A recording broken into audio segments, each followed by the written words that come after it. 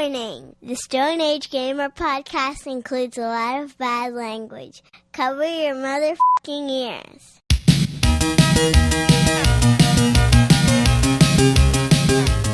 Good evening and welcome to the Stone Age Gamer podcast. I'm Kris Randazzo and joining me tonight is the best Tetris, Dan Ryan. I didn't say any dumb shit, so now Evan can't bitch at me for this one. It is time for the March 10, 20, 30, 40, where we look back at notable game releases from decades past. Will 1986 have literally any games in it this month? Don't forget to charge your PSP, because the Stone Age Gamer podcast starts now.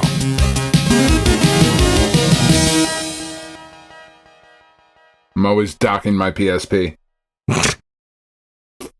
Dan and docking. Hi everyone, this is episode 611 and is the week of March 27th, 2026, and welcome.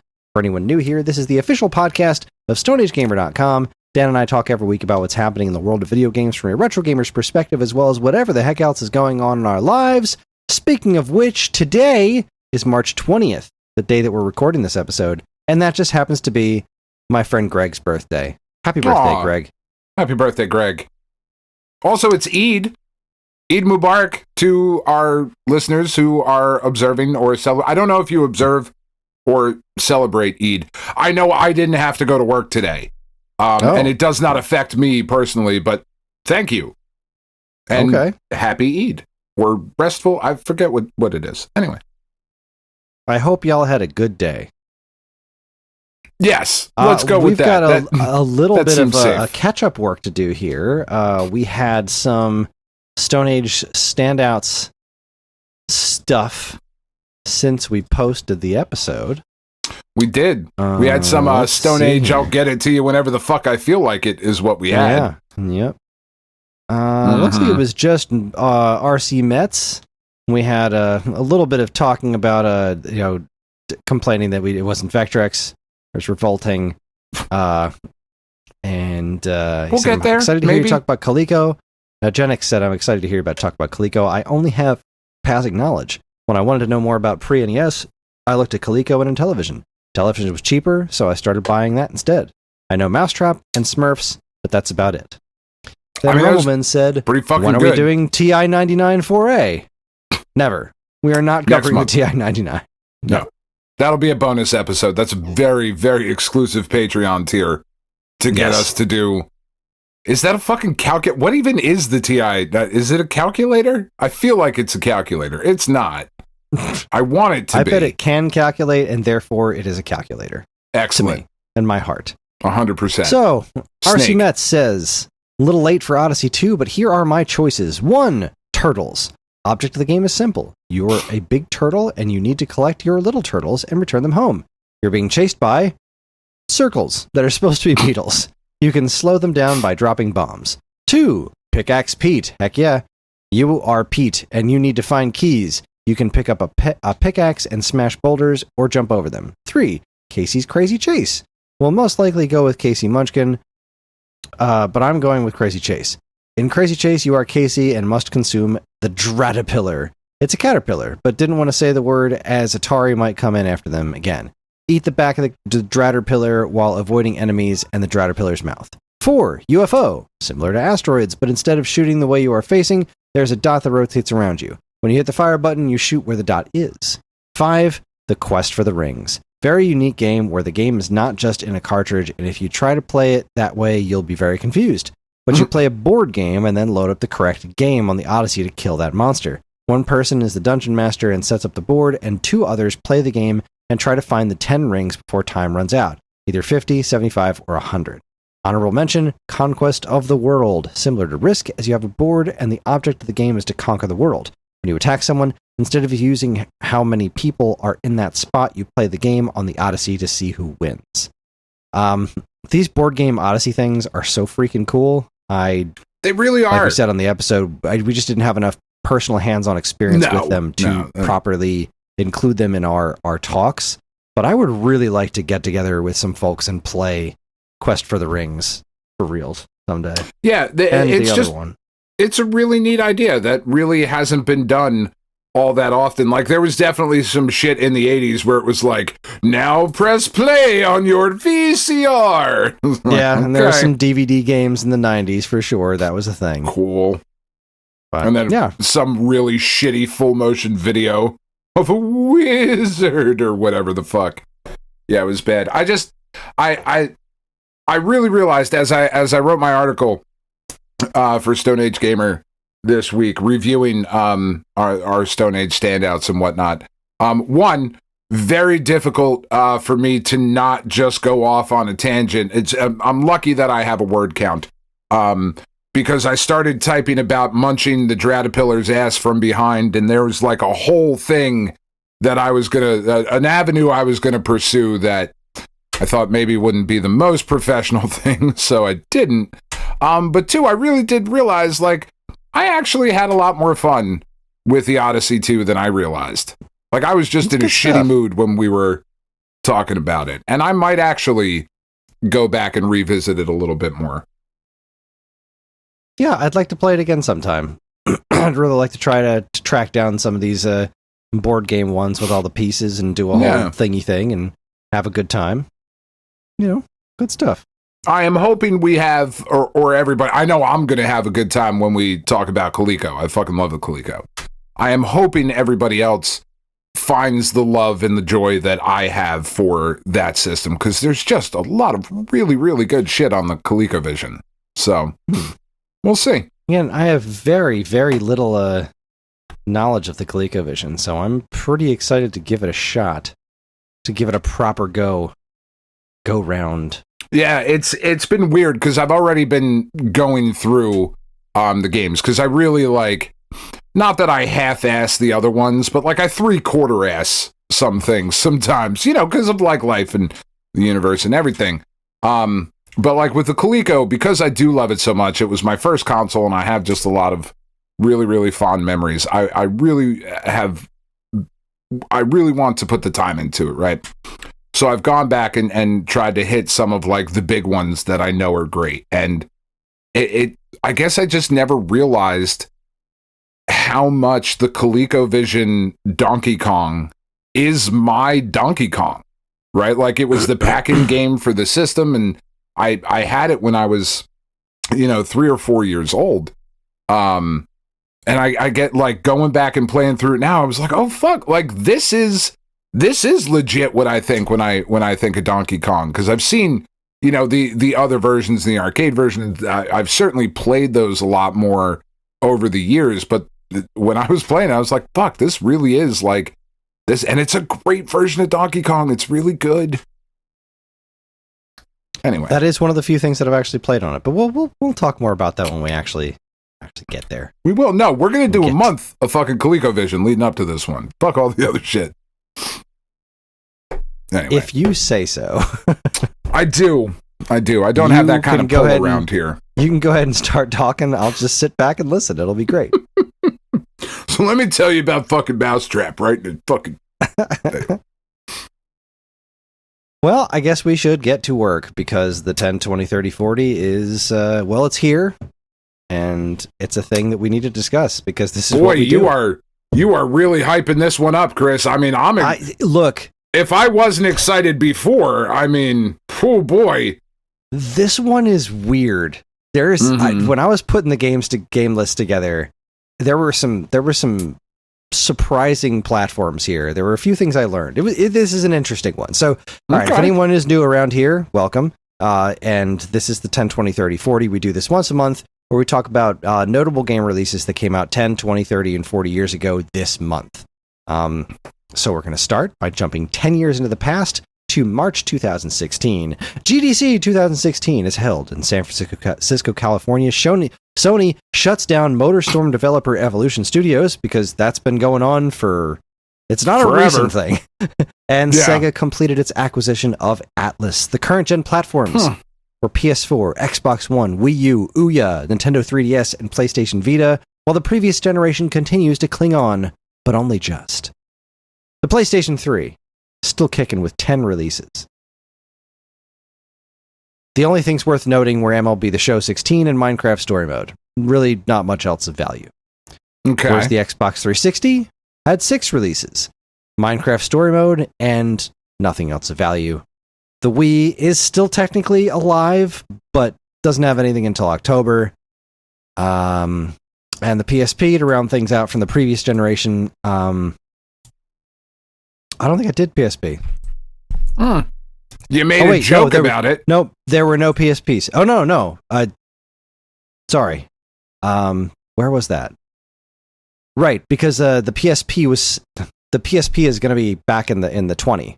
Oh, okay. Remember, the PSP was still technically alive at this point, but yeah, it doesn't have anything until July. Yeah, that's why. Yeah, there isn't anything on PSP till July, but the PSP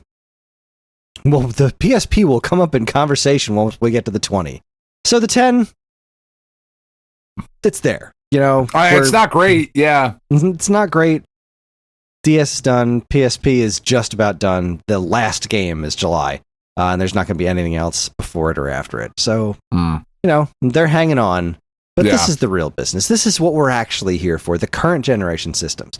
Now, we've had some pretty crazy numbers as far as how many games were released in an individual month. But I think, and I could be wrong, this might be one of, if not the highest numbers. PlayStation 4, how many games do you think PS4 had this month?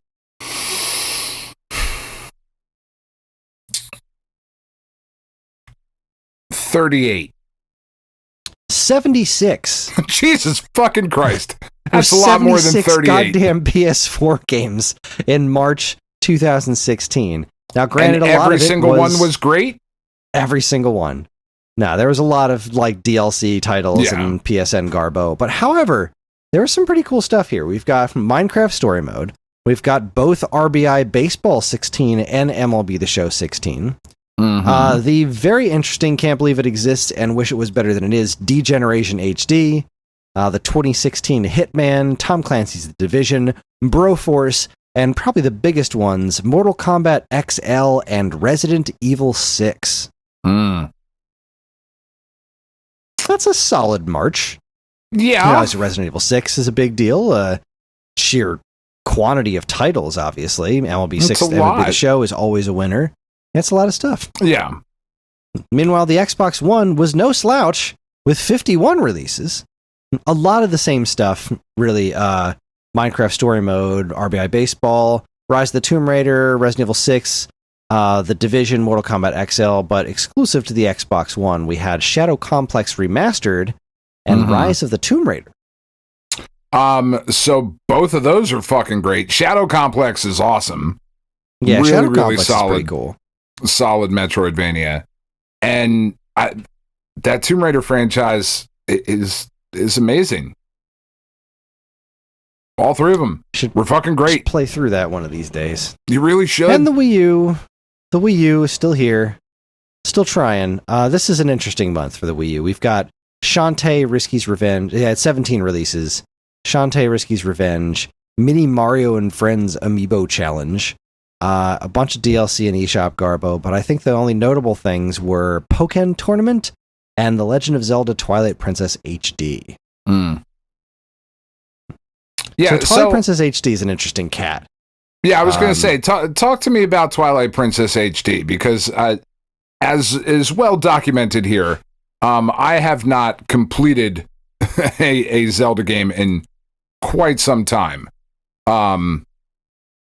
Twilight Princess among them. Twilight Princess HD is a very good version of Twilight Princess to play these days. The issue with Twilight Princess HD, at least the one that I found with it, was that it wasn't handled in-house by Nintendo like the Wind Waker HD was.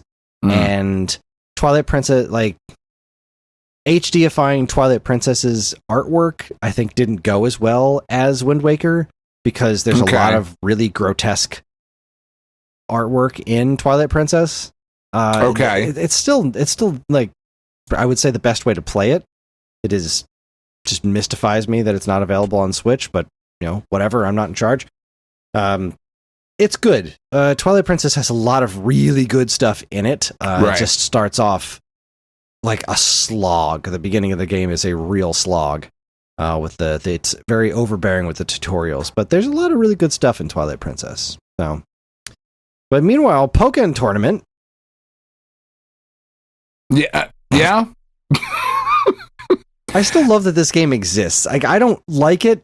I don't get it. But the sheer absurdity, if you just right down to the name, it's Pokemon Tekken. Like, literally, Namco made a Tekken game that was Pokemon with a Luchador Pikachu, and they called it Pokken by combining Pokemon and Tekken. It's the dumbest thing. It's not great. It's not great. It is my understanding that it is not great, and that is kind of a tragedy, because if they made just a really, really good fighting game with Pokemon, that'd be pretty cool. Yeah, I think, if I'm remembering correctly, I think this was one of the ones that Roddy bought and was really disappointed. I remember this story. I remember this story. That is something that happened. I think it was this game. It was one of these Pokemon games. No, it was this one. It was Pokemon Tournament. It was Pokemon Tournament. Yeah, I thought so. Like, but I think you got the Switch version. I can't remember. Did you have a Wii U? Yeah. No, you got Pokemon Tournament on. Oh, okay. Yeah, but I don't remember which platform you got it for. But this definitely, I remember this story that happened with Pokemon Tournament. And I tried to talk him out of it, because I was like, man, I don't think this is going to be great. Like, no, it's Pokemon. I have to have it. And I was like, all right, like, well, you're going to learn your first game regret purchase. You're going to learn. You're going to learn. And you learned. I mean, because it's not a bad game, but it's not a good game either. Like, it just kind of exists, and it's fine. Unless you've got people that you are going to play it with regularly. It's just, even then, because like, then, there are better fighting games for you to do that with. Yeah. And Pokemon Stadium is a better Pokemon fighting game. Like, it's not a fighting game, right? But like, it's a better, it just fits the characters better, right? Yeah. It was always a strange idea. Yeah. It would have been cool if it would have worked. But yeah. I don't blame him for trying. Yeah, I do. Bunch of assholes. On the handheld front, the 3DS had 14 releases. Highlights include My Nintendo Picross, Twilight Princess, Hyrule Warriors, which barely functioned on the system, Mini Mario and Friends Amiibo Challenge, Mario and Sonic at the Rio Olympics, Fire Emblem Fates Revelations, and a bunch of other DLC and eShop Garbo. The fucking Rio perfectly Olympics, cromulent month for the 3DS. Nothing amazing. You got to admire them attempting Hyrule Warriors on the 3DS. Like, I mean, way to swing for the fences, guys. Yeah, but I mean, again, like, what are you doing, man? Like, don't do that to people. Don't make them have to buy shit because you know they're gonna fucking buy it. Like, don't do that. It's not nice. Finally, the PlayStation Vita had 20 releases, but the only two that I could find that were even worth saying out loud were Civilization Revolution 2 and XCOM Enemy Unknown, and then just a bunch of shovelware, nonsense DLC things. Yeah, I've tried to get in. I've tried to get into XCOM a couple of different times. It just doesn't click with me. Same. It's not my bag of tea. Yeah, but that's enough about the 10. That's a boring month. You know, it's a March. It's not for us anyway. Like, sure, Resident Evil 6 is big for Resident Evil. Like, yay the show. Yeah. Let's travel back to the 20th. March 2006. This is where things get a little bit more interesting. March 2006, the Xbox 360 launches in Australia. Satoru Iwata publicly pledges to keep Nintendo Revolution software prices affordable, and IGN launches IGN Mobile. The only next-gen consoles on the market as of March 2006 were the Xbox 360, PSP, and Nintendo DS. While PSP was not next-gen, I suppose was the first gen, but whatever. Yeah. While the current gen included the Xbox, the GameCube, the Game Boy Advance, the Nokia N-Gage, and of course, the incomparable PlayStation 2, which this month had 33 releases. It's a small you ready month. for this lineup, Dan? You ready? No. Major League Baseball 2K6, Ghost Recon Advanced Warfighter, The Godfather, Suikoden 5, Driver Parallel Lines, and now Kingdom Hearts 2, Metal Gear Solid 3 Subsistence, Midnight Club 3 Dub Edition, and Onimusha Dawn of Souls. Fuck you! What are you doing to people in March? This is March. This is PlayStation 2. This is why that system was so freaking legendary. There were so many good games constantly. Just a constant feed of them. Like, the Kingdom Hearts has never really been for me. They're fine, right? It's just... But Kingdom Hearts 2 was a huge deal. But it was a massive thing. Massive deal. I want it to be for me, right? Like, I fucking love Disney. I have no... Like, unironically, I adore all of the Disney bullshit. I unironically adore all of the Final Fantasy bullshit. This just doesn't work for me. I don't know what happened with me in Kingdom Hearts. I loved Kingdom Hearts. Well, I really liked Kingdom Hearts. I loved Kingdom Hearts 2. And then I got stuck on Chain of Memories at the very end of the game because I couldn't get a randomly dropped card that just refused to show up. And I just stopped. That was it? Fuck this.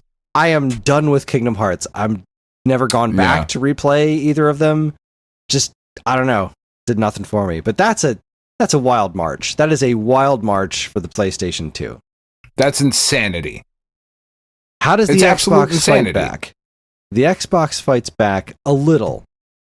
15 releases, so less than half. Ghost Recon Advanced Warfighter, Driver Parallel Lines, Midnight Club 3 Dub Edition, The Godfather. But then they also had Rainbow Six Critical Hour, Far Cry Instincts, NBA Ballers Phenom, and Taito Legends 2 were the other highlights. Yeah, none of those are Metal Gear Solid 3 Subsistence or Kingdom Hearts 2. I mean, that's just, in any month, either of those games are like the best game that comes out that month, right? Like, they're top of the list, and then they're both just sitting there, along with Onimusha. With Onimusha and Suikoden 5, like, they were fucking... And The Godfather, people really bought that game. And that's the thing that I have to say about the Xbox list here. But I don't know. I've never even seen the Godfather movies. Yes, I know that's a sin, but people really liked those games. People really liked that game. I didn't know that about you. You've never seen none of them.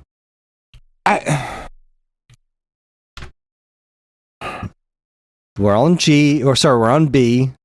So we'll get to G eventually, and maybe I'll suggest it because I've never seen it. I mean, don't watch the third one. Because like, you really don't need to. It's fine. But the first two movies are like, it has nothing to do with the fact that they're like cool mafia movies or anything like that. They're some of the finest fucking pieces of work ever put to film. You asshole. What's wrong with you?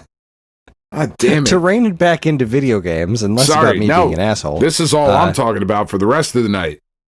I will say that the Xbox exclusives of Rainbow Six and Far Cry played to the Xbox crowd. So while it is nowhere near the PS2's month, it was a solid enough month, because like the other games were all good. Midnight Club 3, this is all stuff that you want. It was a solid month for the Xbox. The GameCube, on the other hand... All right, GameCube had 6 releases. You ready for this? Ice Age 2, the SpongeBob 2-pack, the Finding Nemo Incredibles 2-pack, the SpongeBob and Tak 2-pack, Harvest Moon Magical Melody, and KO the Kangaroo Round 2. I mean, you're not doing much to delineate yourself as a non-children's toy at that point, right? Like...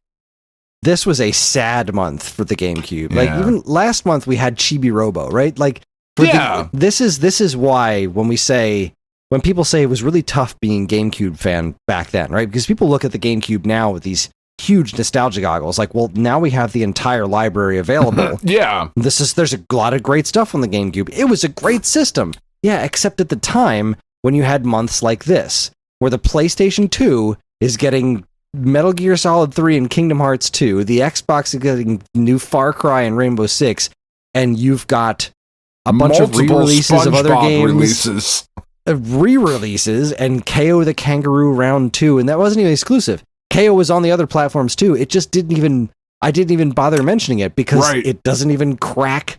No. It just doesn't even, it's not even worth mentioning in that collection there. However, it was tough, man. It really was. And like the GameCube is a great system. It is a great system. It has an awesome library. It really does. But I remember like having my GameCube collecting dust for months as I waited for something.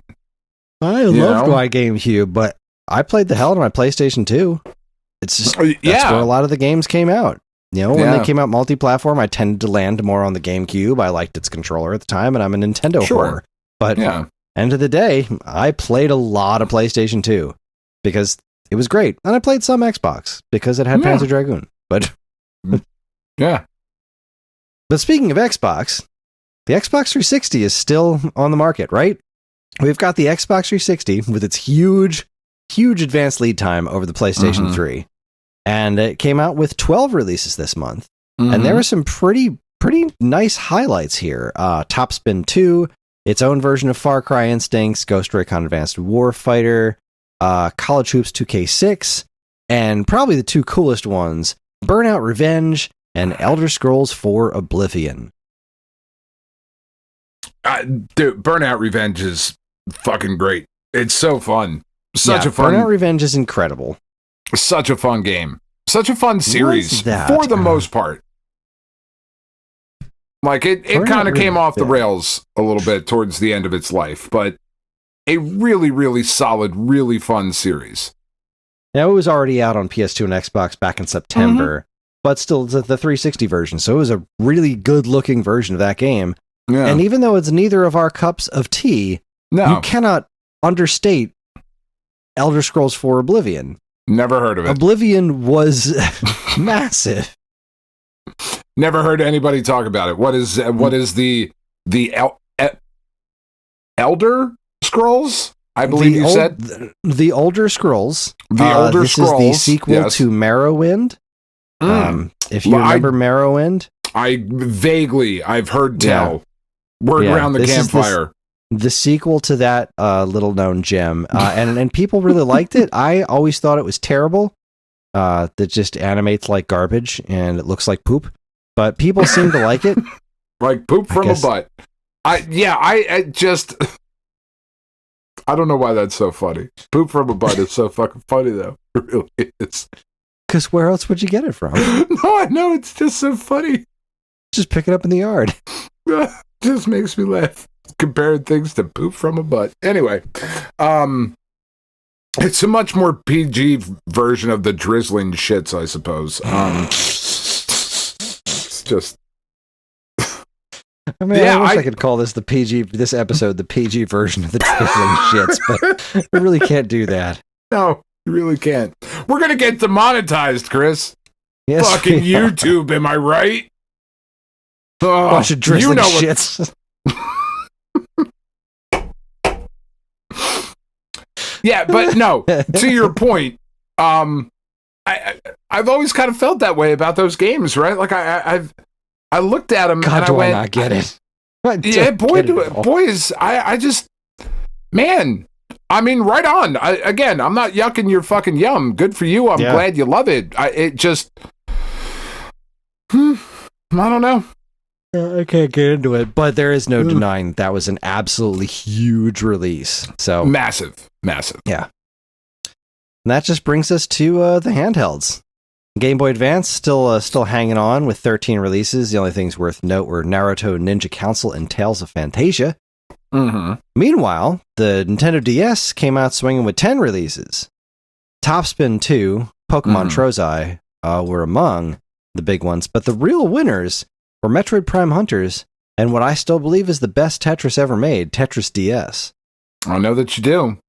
I don't know that I disagree with you. It's amazing. It's fucking great.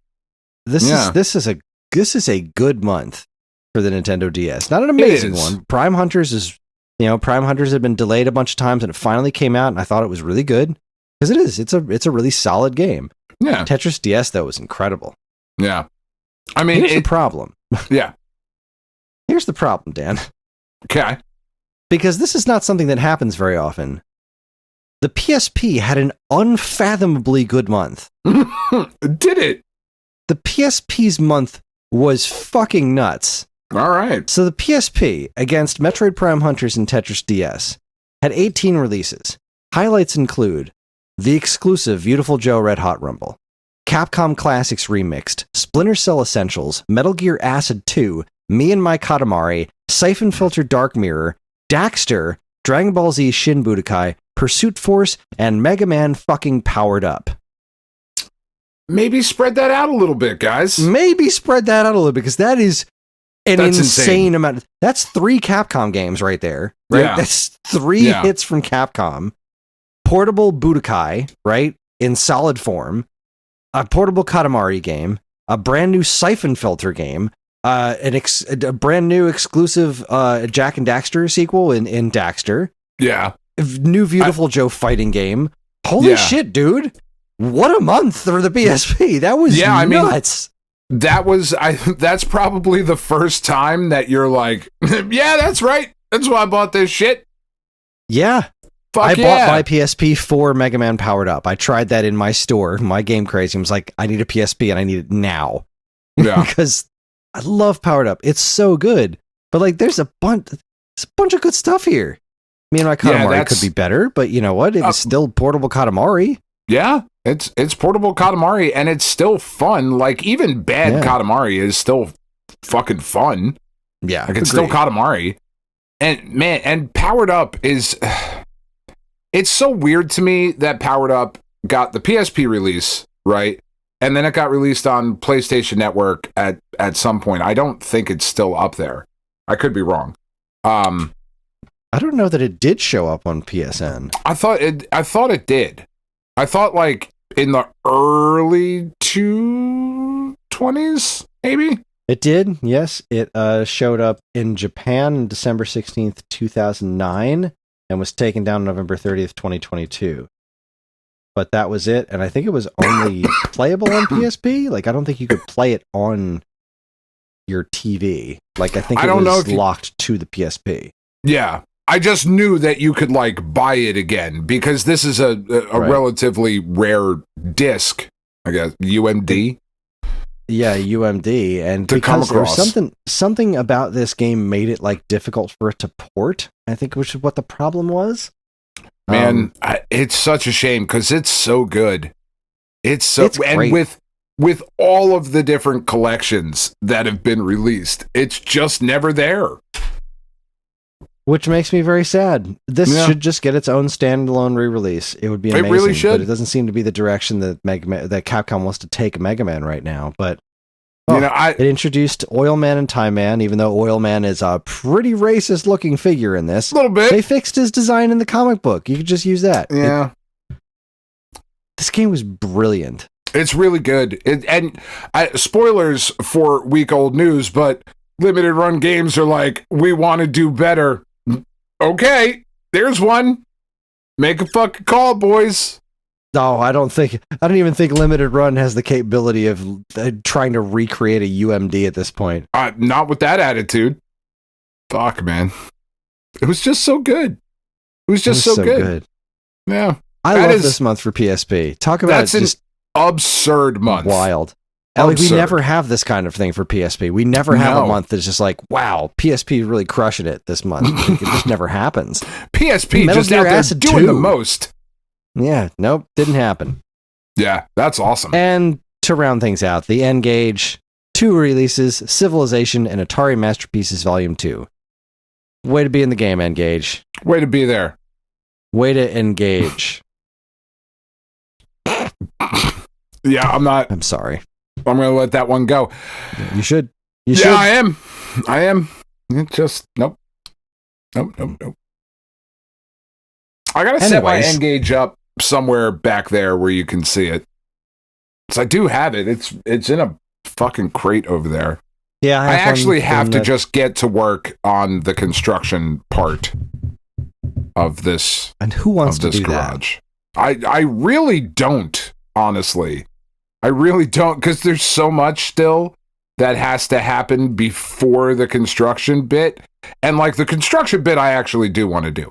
It's all the other shit that I really don't want to fucking do before. Anyway, neither here nor there. Traveling back 30 years into the past, to March 1996, Swedish video game magazine Superpower changes its name to Superplay. The PlayStation gears up for its battle against the upcoming Nintendo Ultra 64, and Interplay threatens to launch a VR sports line. Do they? This is a strange month. All right, so we're talking Super Nintendo, Genesis, that whole thing. Yeah. Still technically active. We had one Super Nintendo game in Cutthroat Island and 2 Genesis games, Pocahontas and Waterworld. So good job, 16-bit team. Really, really bringing it. Wow. Yeah. The 32X, this is the final 32X game. March 1996 was the last 32X game, The Amazing Spider-Man Web of Fire. Here's what's interesting about that, besides it being The Amazing Spider-Man Web of Fire, which I don't remember being a very good game. I don't think it's a terrible game, right? I'm looking at it. You talk, I'll look. I know I've played it. Amazing Spider-Man Web of Fire for 32X. What's interesting here, and that I never knew this, is that this was also the month of the final Virtual Boy release, 3D Tetris. That's cute. I didn't know the Virtual Boy and the 32X died in the same month. I didn't know that. Fascinating. It is. Yeah, no, this looks like shit. I don't know that I've played this. This looks bad. I was just going to say, like, you probably didn't emulate it because I don't think a lot of people emulate 32X. No. It's one of those... it's got that weird, like, very definite computer graphics looks to it, which just doesn't really work. Yeah, this is... I don't know. I mean... I don't know. I've not heard that it is a very good game. It is my understanding that it is not. Am I wrong that there's another Spider-Man game on the 32X? Nope. Is there not another one? I think you're thinking of the Sega CD game. Maybe. So, Web of Fire, its reception was poor. Game Informer gave it a 5 out of 10. Game Players rated it 36% out of 100. But Mancy Games gave it a B+. Oh, right, Mancy. You're right. It is the Sega CD one that I'm thinking of. Yeah. That's the one I was thinking about. All right, never mind. I'll take it back. That game sucks, and everybody involved should be embarrassed. Let's see. Neo Geo had one release in Neo Turf Masters. The Neo Geo CD also had a release. Stakes Winner. The Atari Jaguar had one release. Attack of the Mutant Penguins. Ooh. And Jaguar CD had one release. Brain Dead 13. Guess how many releases the 3DO had? 13. 1! Creature Shock. No, you set me up. I was just... So that's an interesting set of things. 32X, Neo Geo CD, Atari Jaguar, Jaguar CD, 3DO, and Virtual Boy, and Super Nintendo all had one game this month. What about the Genesis 3DO coming CD? Out on hop with 2. The 3DO was CD. I know. What about the 3DO cartridge? Didn't exist. That's where 3DO fucked up. Everybody else was releasing like the Sega CD and the Atari Jaguar CD. And 3DO should have been like, oh, we are already a CD. Here's the 3DO cart. Or 8-track. It's our very own version of Pitfall the Mine Adventure coming at you. Back in the real world, with the real big hitters, we got PlayStation versus Saturn. PlayStation had 9, Saturn had 7. PlayStation was looking at Hardball 5, NBA Live 96, In the Hunt, Bust a Move 2, Extreme Pinball, Descent, Rise 2, Resurrection, Darkstalkers, and the original Resident Evil. All right, well, that's that. I mean, Darkstalkers and Resident Evil, there you go. But again, Capcom, you know you're putting your own games out against each other, right? Spread that shit out. Come on. What are you doing here? For all of the flack the original Resident Evil gets, when you take off the rose-colored glasses and you go back and look at it, it's like, all right, there's a lot of shit that's broken here, and the tank controls suck, and the voice acting is terrible, and none of that fucking mattered. Resident Evil fucking rules. Yeah, it ruled especially then. At the time. It's still nothing awesome. Else was quite like it, you know? It's fucking great. It's great. Now, that being said, the Sega Saturn did not have a bad month. Mm-hmm. The Sega Saturn 7 releases were Bases Loaded 96, Criticom, one of the worst fighting games ever, Magic Carpet, Winning Post EX, but then it had the original D, Battle Arena Toshinden got its own port, and where the PlayStation had Darkstalkers, The Saturn had Night Warriors, Darkstalkers Revenge. There you go. Say it. Yep. You got it. That's hard. But yeah. The Saturn was the place for Capcom 2D fighters, for sure. Absolutely. As cool as Darkstalkers is on PlayStation, Night Warriors was killer on Saturn. Yeah. Resident Evil, I still think, takes it, but the fact that Resident Evil came out against D, I think that's really cool, because I didn't really know that at the time. Yeah. I don't know much about D, I just know it's a horror game. Didn't catch on nearly as much as Resident Evil, but... You know all about the D. Let's just, come on. Don't lie to the audience. It's true, Chris. I am an expert in handling the D. Oh, boy. How old are we? Yeah, okay. 13. So, okay.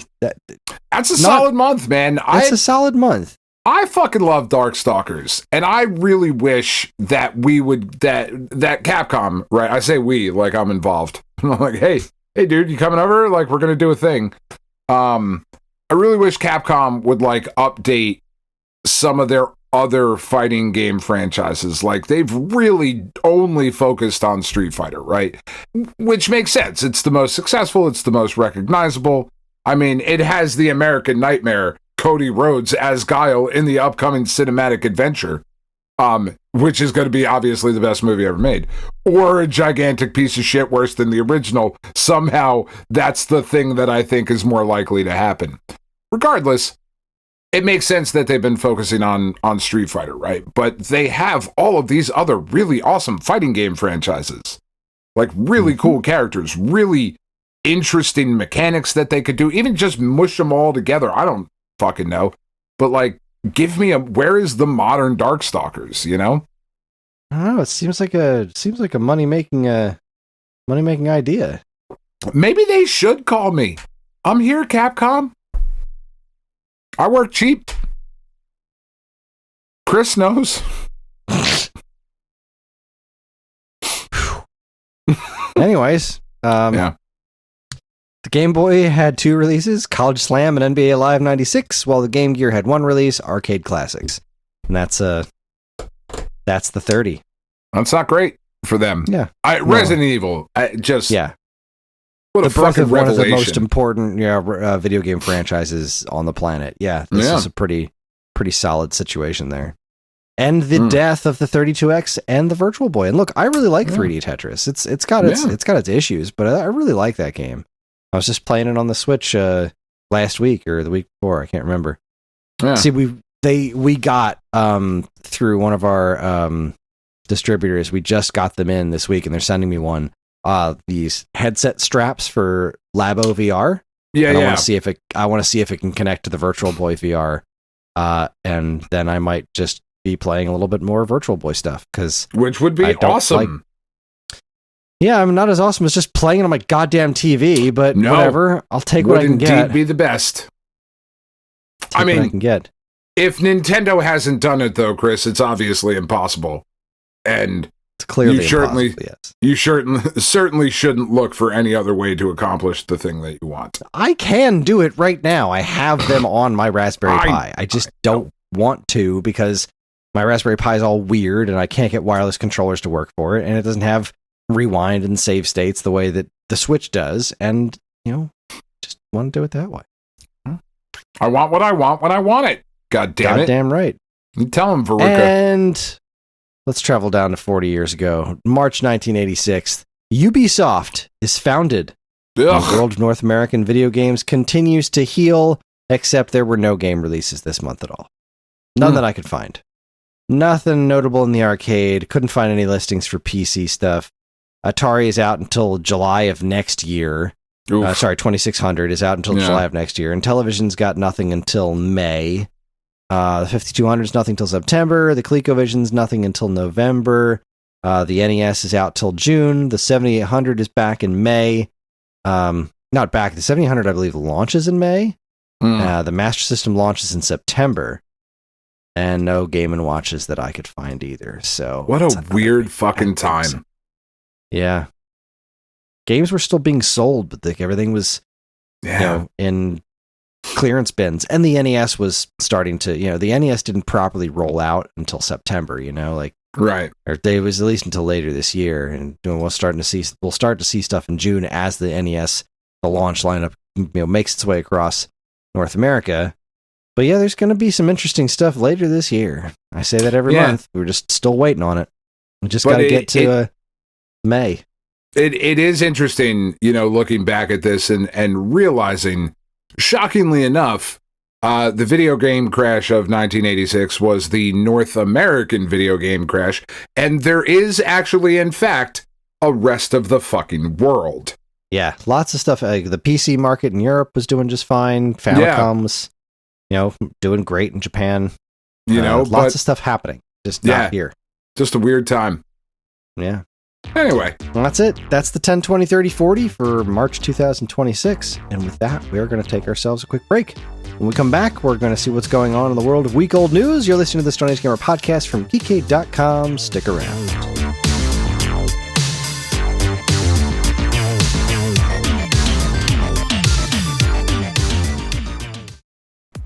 Do you enjoy the Stone Age Gamer podcast and other shows on the Geekade Podcast Network? Do you wish you could listen to them sooner than the regular unwashed masses? Do you wish you could contribute in some way? Well, then you should check out the Geekade Patreon. Yes, the Geekade Patreon is a wonderful and very much appreciated way for you to help us pay the bills and keep our shows running week after week. As a Geekade patron, you'll get a monthly podcast topic schedule and early access to nearly every show on the Geekade Podcast Network, as well as access to a patron-exclusive monthly show called DC's Amazing Movie Time from the creators of the Weekend Rental podcast. So head on over to patreon.com/Geekade and become a loved and appreciated member of the Geekade Patreon team and get early access to shows like the Stone Age Gamer podcast, this week's episode, Turning Tracks, and a whole lot more. See you there.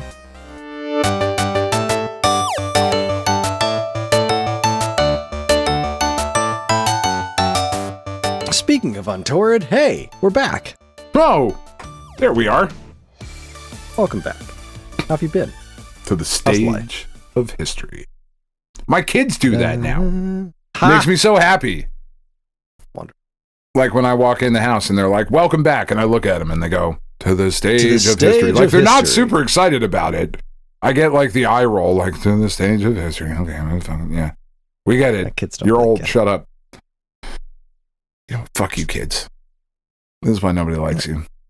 I love Soul Calibur. Anyway. It's a good game. Oh, yeah, so we got some stuff to talk about. So let's talk about it. It's time for my favorite segment, your favorite segment, everyone's favorite segment. Strap yourselves in for Week Old News. Welcome to Week Old News, where we talk about all the news that was new a week ago. First up. Which one do you want, Dan? Do you want the one that explains the thing, or the one that explains why it sucks? I'll take this one. I already did a lip smack about it like a fucking petulant teenager because I'm just annoyed. Fuck you. Just fuck. Gizmodo reported. Literally everybody reported. The fucking local paper was like, have you seen this shit? What the fuck are they doing? NVIDIA wants to slopify your PC games with its new AI upscaler. And no, that's not as sexy as you might think it sounds. Oh boy, NVIDIA said DLSS 5 is on the way and it's bringing real-time slopification to PC gaming. What was it, GTC or GDC, whatever? NVIDIA came out and announced that their new DLSS 5 model will provide real-time graphics enhancements through AI to your favorite video games. And boy, I gotta tell you, they showed a picture of Resident Evil 9. This one is one of the most striking ones because they took a character who has been going through some shit in this game and is deep and nuanced and looks the way that she does because of, the effects of her life. And boy, when you turn DLSS 5 on, she looks like a fucking Instagram model, which is great if you want to jerk off. But as far as like bringing pathos and emotion to a video game, probably isn't what you're fucking looking for. And it looks like shit. And No.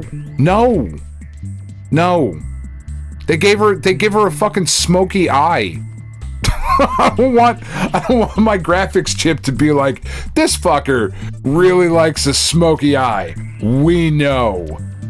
So we're gonna put it in there. Like, it is the highest form of fucking garbage. Yeah, it was hilarious. I hated it. And was followed up later that week. IGN reports, quote, "It's re-rendering the game. It turns out game artists don't love DLSS 5, despite NVIDIA's claims." Yeah, of course game artists don't like this, because it's just fucking with their work with slop plagiarism on top of their work. It's... Yeah. They're going to keep shoving it down our throats. They're going to keep doing it because the goal is to, well, we don't have to pay artists anymore. It will save us money in the long term. Except the fact that when you replace all the jobs with AI, then nobody has a job to make money to buy your shit, so nobody can afford to buy anything anymore. Because you replaced all the jobs with AI to save money that you now can't make because nobody can earn money to spend to give back to you. This is all so dumb. It's so dumb. It's so dumb. Just stop. And nobody likes it. I've been really, really happy, right, with all of these stories that have come out to see just how fucking upset everybody else is. I have not seen defense of this, right? I'm sure it's out there. There's plenty of tech bros on Twitter or tech bots on Twitter that are just like, yeah, no, it's the future. You guys can't stop it. Boom. Yeah, no, I mean, from like actual credible sources, I have not seen any that have been like, I mean, so, all right, like this part looks pretty good, or this part, like everybody has roundly just been like, this is shit. And I've been pleasantly surprised, I think, by the pushback to AI, right? Because like, I know when I was trying to figure something out, and I was having problems with this camera system that I was trying to install at my aunt's house. And she was like, well, let me ask my neighbor. And I was like, he's in his fucking 60s. He doesn't know more about this shit than I do. She was like, yeah, I know, but I'll just ask him because he's good with this kind of thing. I was like, all right, fine. Ask him. So he sends back a chat GPT response. And I was like, yeah, that's not fucking helpful. I knew that's all he was going to do. He was going to look it up. He doesn't actually fucking know. But like their generation, my aunt's generation, people in their 60s and, 70s and whatever, they think it's great. Yeah, use ChatGPT, talk to it, ask it questions, all that's fine. Right? And as we've said on this show, it does have its place. But this sort of thing has received such strong negative feedback that I'm really hoping they don't just continue to beat everybody over the fucking head with it. That they take a step back and go, I mean, maybe. When was the last time you saw the industry, specifically the tech industry, take a step back? Literally fucking never. But there is always a first time. So maybe this will be said first time. I mean, right? Because we've talked about it before, that there are interesting applications here, right? What sort of cleanup could work like this do, instead of re-rendering and creating something new, but like what sort of cleanup theoretically, and I don't know enough about how this would work without plagiarizing people, but with like PS1 games, right? I was just talking to my kids about this earlier today. We were just talking about PS1, because I was playing through Mega Man 2 on the Legacy Collection. I just played through that today and just beat it because I was like, fuck it, whatever, I'm off. I'll say I just picked up the kids from school, we came home, we were playing. And Roddy said, he was like, well, I know you don't like things that look old, so that's why you don't put like the CRT filter on here. And I was like, no, I like things that look old appropriately if they look good. He was like, well, you think PS1 games look like shit. And I was like, well, they look like shit. That's like just objective. Like they're not most good. Right. But when I say they look like shit, I'm not talking about the cutscenes in Final Fantasy VII. I'm talking about the fucking triangles that are walking around. You're not talking about Symphony of the Night. I'm not talking about Symphony of the Night or Parappa the Rapper. Like, I'm not. That's not what I'm talking about, right? I'm talking about that generation of games is ugly. It's dull. The backgrounds are very sparse in most of the things that we like. Metal Gear Solid, one of my very favorite games of all time, is not an attractive game. When they do the close-up on the fucking 3 squares that make up Snake's face, like, it looks fucking stupid. It looks bad, right? We excused it back then because that was the best we could do. So, is there some sort of technology that could enhance some of those things and clean them up a little bit, you know, without plagiarizing work? I would have to imagine that there is. So there are interesting applications here, but to take Resident Evil 9, a game that just came out, and make all the characters look like Instagram models is a fucking weird choice. It's weird. Don't do that shit. It, one, doesn't fucking need it, and two, no. Stop. You know? I don't know. Yeah, I mean, even to your point about PlayStation 1 games, like, if you're gonna do that, get artists involved. Don't AI upscale it to turn it into something. Like, right. Use artists to have a vision and draw something. Like, yeah, that's... There are applications for AI to do certain things. Generating art is not one of them. Generating art is not one of them. Yeah. It's one of the things, like, Tiff and I have been talking about it a lot this week because we've been watching, or she's been watching and I've been reading while it's been on, a lot of these, like, movie breakdowns. So, you know, we usually watch Screen Crush for all, like, the current shows and stuff like that. And they're, like, rival channel, like, they have this fun little rivalry with this British channel, Heavy Spoilers. And Heavy Spoilers is great. They're going through and they're doing a bunch of these, like, old movie breakdowns. So she was watching the Terminator breakdown the other day. I fucking love the original Terminator. That's a great movie. And we got to talking about, like, why don't we have remasters of some of those films, right? Because they're, like, you know the original Terminator, right, Kris? That's not one that you've missed? Okay. Yeah, I've seen it. Not nearly as... like, very much. I didn't love it. Like, sure, it's cool, but I saw Terminator 2 first, and then went back to see Terminator 1, and, like, I love Terminator 2. See that? Oh, Terminator 2 is a perfect film, and fuck anybody who argues. That movie's fucking perfect, even with Edward Furlong in it. Sorry, Eddie. I know you watch. I apologize. And listen, he's a big fan. It's a little grating all these years removed as an adult. But, like, if you go back and watch the original Terminator, right, there's a couple scenes in particular. Once Arnold's face starts getting blasted off, right, and he, like, plucks the eye out and that whole fucking thing. And when he gets in particular, when he gets in the truck and he turns over and looks at the dude and get out, right, it looks like fucking clown shoes, man. It's just absurd, right? So... when we're going back to, like, redo the 4K Blu-ray of the original Terminator, like, hire some artists and, like, throw some fucking CGI at that shit. You know, like, remaster some of this stuff. I don't necessarily think that's a bad thing. And we got to talking, I was kind of surprised that actually doesn't happen more often. Because I think George Lucas fucking ruined it by changing everything in Star Wars. It's fascinating, though, because Star Trek did that. Star Trek The Next Generation, I think when it was released on DVD, they redid all the visual effects for the DVD release. It's fucking great. Like, yeah, it's awesome. Exactly. Star Wars took it in such a weird direction, but I don't understand why we don't go back and fix certain things in older movies when they do new releases. Other than people don't want to put the money into doing it, I guess. But I suppose, yeah. It's like they're... As long as the original version... be?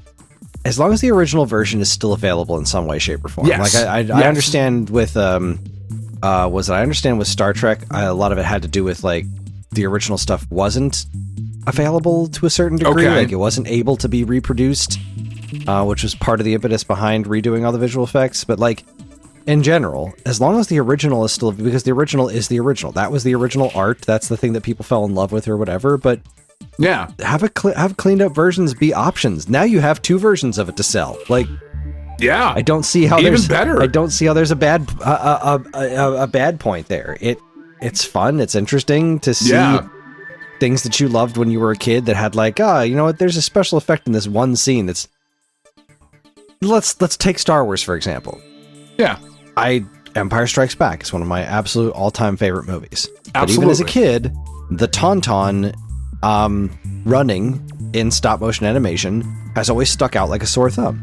Yeah. Nothing against stop-motion animation, but combining stop-motion and live action is, especially in Star Wars, especially when you've got a special edition that also incorporates new CG elements, it sticks out like a sore thumb. It's weird. Yeah, it looks weird. Why didn't they just do that in CG?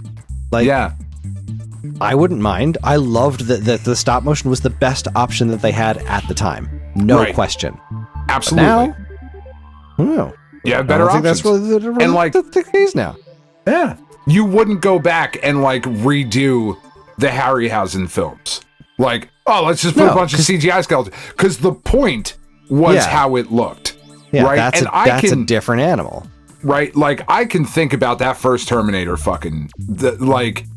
that fucking movie, man. I remember sitting in my aunt's living room. I know where I was in fucking Elmer, New Jersey, watching it. She had a big fucking TV, and we were watching the Terminator for some reason when we shouldn't be. We were way too little watching it. But when the eyeball cut, like, oh my God, I could put myself sitting cross-legged in front of this TV watching that shit. I fucking love that movie to bitty pieces.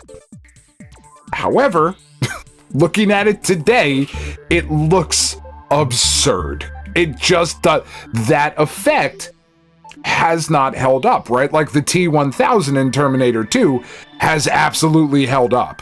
That movie, I would argue, does not really need anybody to go back in and like, yes, but it could be better. That's not the point, right? Of like everything could be fucking better. But just certain things, I don't know, it's just an interesting, conversation sidetrack that we've been on this week. Yeah. Why don't people do people do it with video games all the time? What? And that was where we got to. We were like, we've remastered fucking Last of Us a bunch of times already, and the original version still looks great, Yeah. But we don't do that for movies, and it just seemed really weird. And I don't want AI to do that, right? Maybe there's a place for some sort of assistance with the artists who are creating the work. Mm-hmm. To offload something, like, because that's the thing, like, tying this back to why we started talking about all this, right? Like you said, it's not going anywhere. These giant corporations have invested way too much money for them to be like, well, I'll just write that off. Never mind, people don't like it. So it's like, is there a way to marry the two, to marry creativity, to actually do the fucking bullshit that they say they're doing? Like, we're doing this to make artists' lives easier. Maybe it's not. I wanted to, I don't know who I'm looking at. I wanted it to be possible, but it's not. I apologize. I'm sorry. Anyway. Your turn. Remaster Terminator. If you've learned nothing else from this podcast episode, it's that Terminator needs a remaster. But only a few scenes. The rest of it fucking holds up because it was practical effects and it was dope. It's a perfect movie, as is Terminator 2. The rest of the franchise, I don't know what they were thinking, but, anyway, it's neither here nor there. When you get to the letter T, do a fucking Terminator and just get progressively sadder as the day goes on. Rather not. Oh, fuck. I'm up. All right. Sorry. I forgot. Investor who... Oh, yeah. This is the one. Okay. Nintendo Life reports, investor who urged Nintendo to monetize Mario's Jumps acquires shares in Katakawa. Just think of paying 99 cents just to get Mario to jump a little higher. Oasis Management Company, a Hong Kong-based investment firm, has reportedly acquired a significant stake in Japanese media giant Katakawa. I don't know if I'm saying that right, and I apologize if I'm not. As reported by Automaton, the firm now owns an 8.8% stake in Katakawa after purchasing over 13 million shares. Kadokawa famously owns the likes of From Software, Elden Ring, heard of it, Spike Chunsoft, which is Danganronpa, and Acquire, Mario and Luigi Brothership in the games industry. It also has a massive hold on multiple entertainment sectors. And look, I think the scary thing here, right, is that the more these types of people get involved in this hobby that we love, the enshittification, which is one of my favorite terms of the year so far, the enshittification of literally fucking everything will continue. And you just like, I feel such a love for indie developers currently. You know, I've soured a lot on big game developers over the last couple of years. Because of shit like this. You know? The constant push to like everything has to be this gigantic fucking spectacle, and there's a lot of practices from a lot of the big publishers that you and I have, you know, well documented on this show, been like, don't fucking do things like that. Don't do that. You know, you don't have to be that way. And trying to, most of the money is okay. You don't need all of the money, because as you just very elegantly pointed out, Kris, if you guys take all of the money, then I can't give you any of the new money, because you'll be getting that too, and I won't have it to spend on anything except, you know, my fucking, I'm renting oxygen tanks so that I can breathe for another 5 minutes from Amazon, or whatever future we're fucking headed towards. You know? I'm gonna have to drive down to the Main Street ad theater so I can watch enough ads to get a fucking breadcrumb delivered. It's fucking terrible. Yeah, I hate everything. Just keeps getting worse. Yeah, keep going. Next one's not any better. IGN reports Ubisoft is laying off 100 plus staff and ending game development at Ghost Recon studio Red Storm Entertainment. That's right, Ubisoft's announced yet more layoffs as part of its ongoing cost-cutting program, with 105 staff now set to depart veteran Tom Clancy game studio Red Storm Entertainment.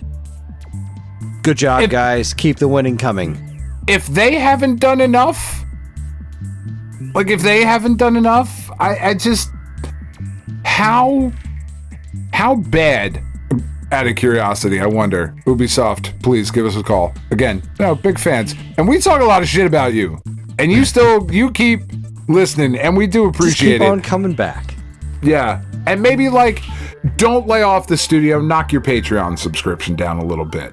You know, I'm sure some new listeners and viewers will kick up their Patreon subscriptions just to cover your shortfall.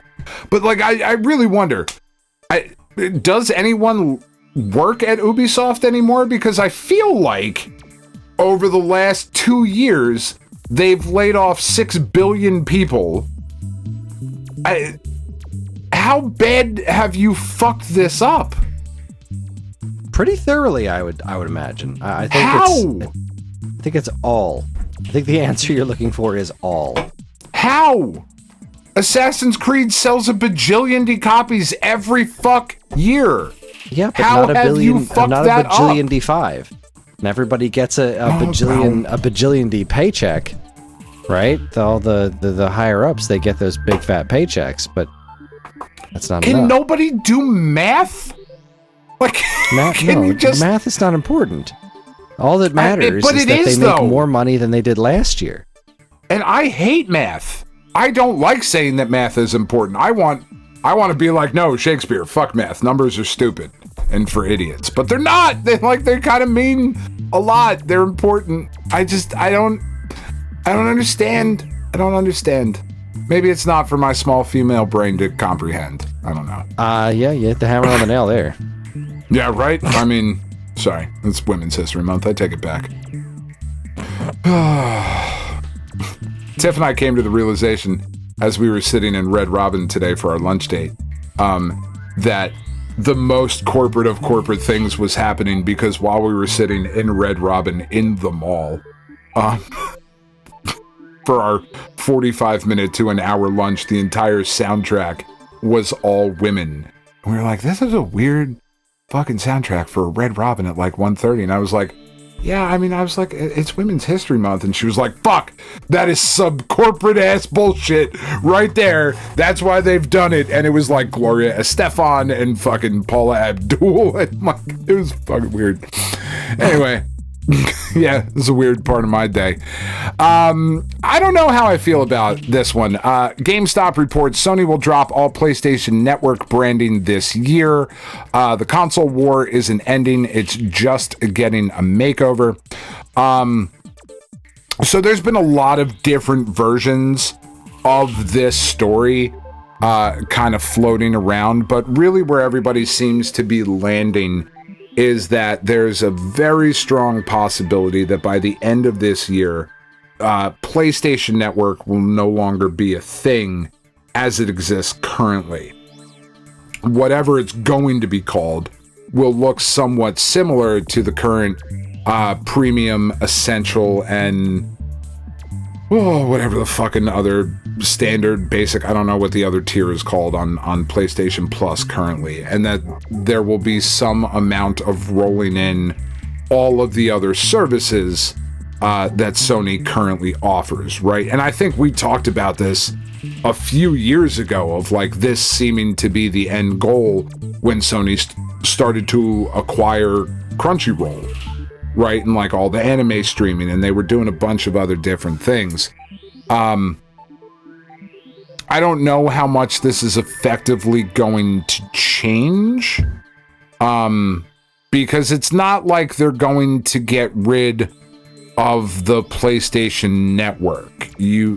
That's money that you have to pay them every month in order to be able to play multiplayer games. They're not just going to be like, all right, you don't have to do that anymore. Like, that's obviously not a thing that they're going to do. This is going to be an interesting thing to watch and kind of see how it develops and how they try to separate themselves from Microsoft in whatever direction Microsoft ends up going with this, with the Project Helix project, for lack of a better sentence. Yeah, I mean, it just kind of strikes me like, you know, Virtual Console or the eShop. Like, people change names of things. I think PlayStation Network... I think it's interesting because I think PlayStation Network is... Like, I don't see what's wrong with it. It seems like a pretty solid brand. PSN. It is. Rolls right off the tongue. I don't know what they're going to change it to, but, you know, maybe we're looking at an HBO Max type of situation where they're going to realize 6 months from now that when they turn it into PS Go or something, that it's like, you know what? Never mind. Hold on. We're going to go back to PSN. Because we were HBO Classic. Max, and then we were Max, and people were like, Cinemax? No. HBO Max, but like, just Max. No HBO. And they're like, all right, fine, we'll go back to HBO Max. It's fine. And like, stop at least changing that one, shit. I sort of vaguely understood it because nobody knows what a box office is anymore, right? You don't go to the box office to buy tickets, so like... But does anyone cares. know it's that's HBO. what HBO stands for? Exactly. That's not our nobody age? Cares. It's like somebody somewhere like was making that argument, and somebody should have been like, yeah, but who cares? Yeah. One of the most popular movie ranking sites is called Letterboxd. Yeah. My kids don't fucking know what that means. It doesn't matter. You gotta name shit. Just leave it alone. Give it a name and shut the fuck up. Like, just let's move on. Anyway. Sigh. All right, where were we? Let's sigh. Oh, boy, this is interesting. Ben Kingsley and Nick Offerman join Sonic the Hedgehog 4 full cast revealed. So let's see. This is Go Nintendo reports. According to Variety, both Ben Kingsley and Nick Offerman will be joining Sonic 4, but we have no clue who they'll be playing. Apparently, their announcements complete the ensemble. As the full cast has been revealed, stars set to appear in the movie include Jim Carrey, Ben Schwartz, Kristen Bell, Idris Elba, Keanu Reeves, James Marsden, Tika Sumpter, Ben Kingsley, Matt Berry, Colleen O'Shaughnessy, Lee Majdoub, Nick Offerman, and Richard Ayoade. That's a fucking great cast, and I'm really sad that we know that Kristen Bell is playing Amy Rose, because that's who I want either Nick Offerman or Ben Kingsley to be playing. I want them. I really want to see what Nick Offerman would do as Amy. I feel like Nick Offerman's got to be Big the Cat, but oh shit, yeah. I mean, that makes a lot of sense. Yeah, I don't know, man. I'm glad that let's see. So who do we not see here listed? James Marsden is still in it, but we didn't see that cop dude that was in like the Knuckles spinoff. Oh yeah. So I mean, like we're pushing farther and farther away from the bullshit and more into just like, let's make Sonic movies.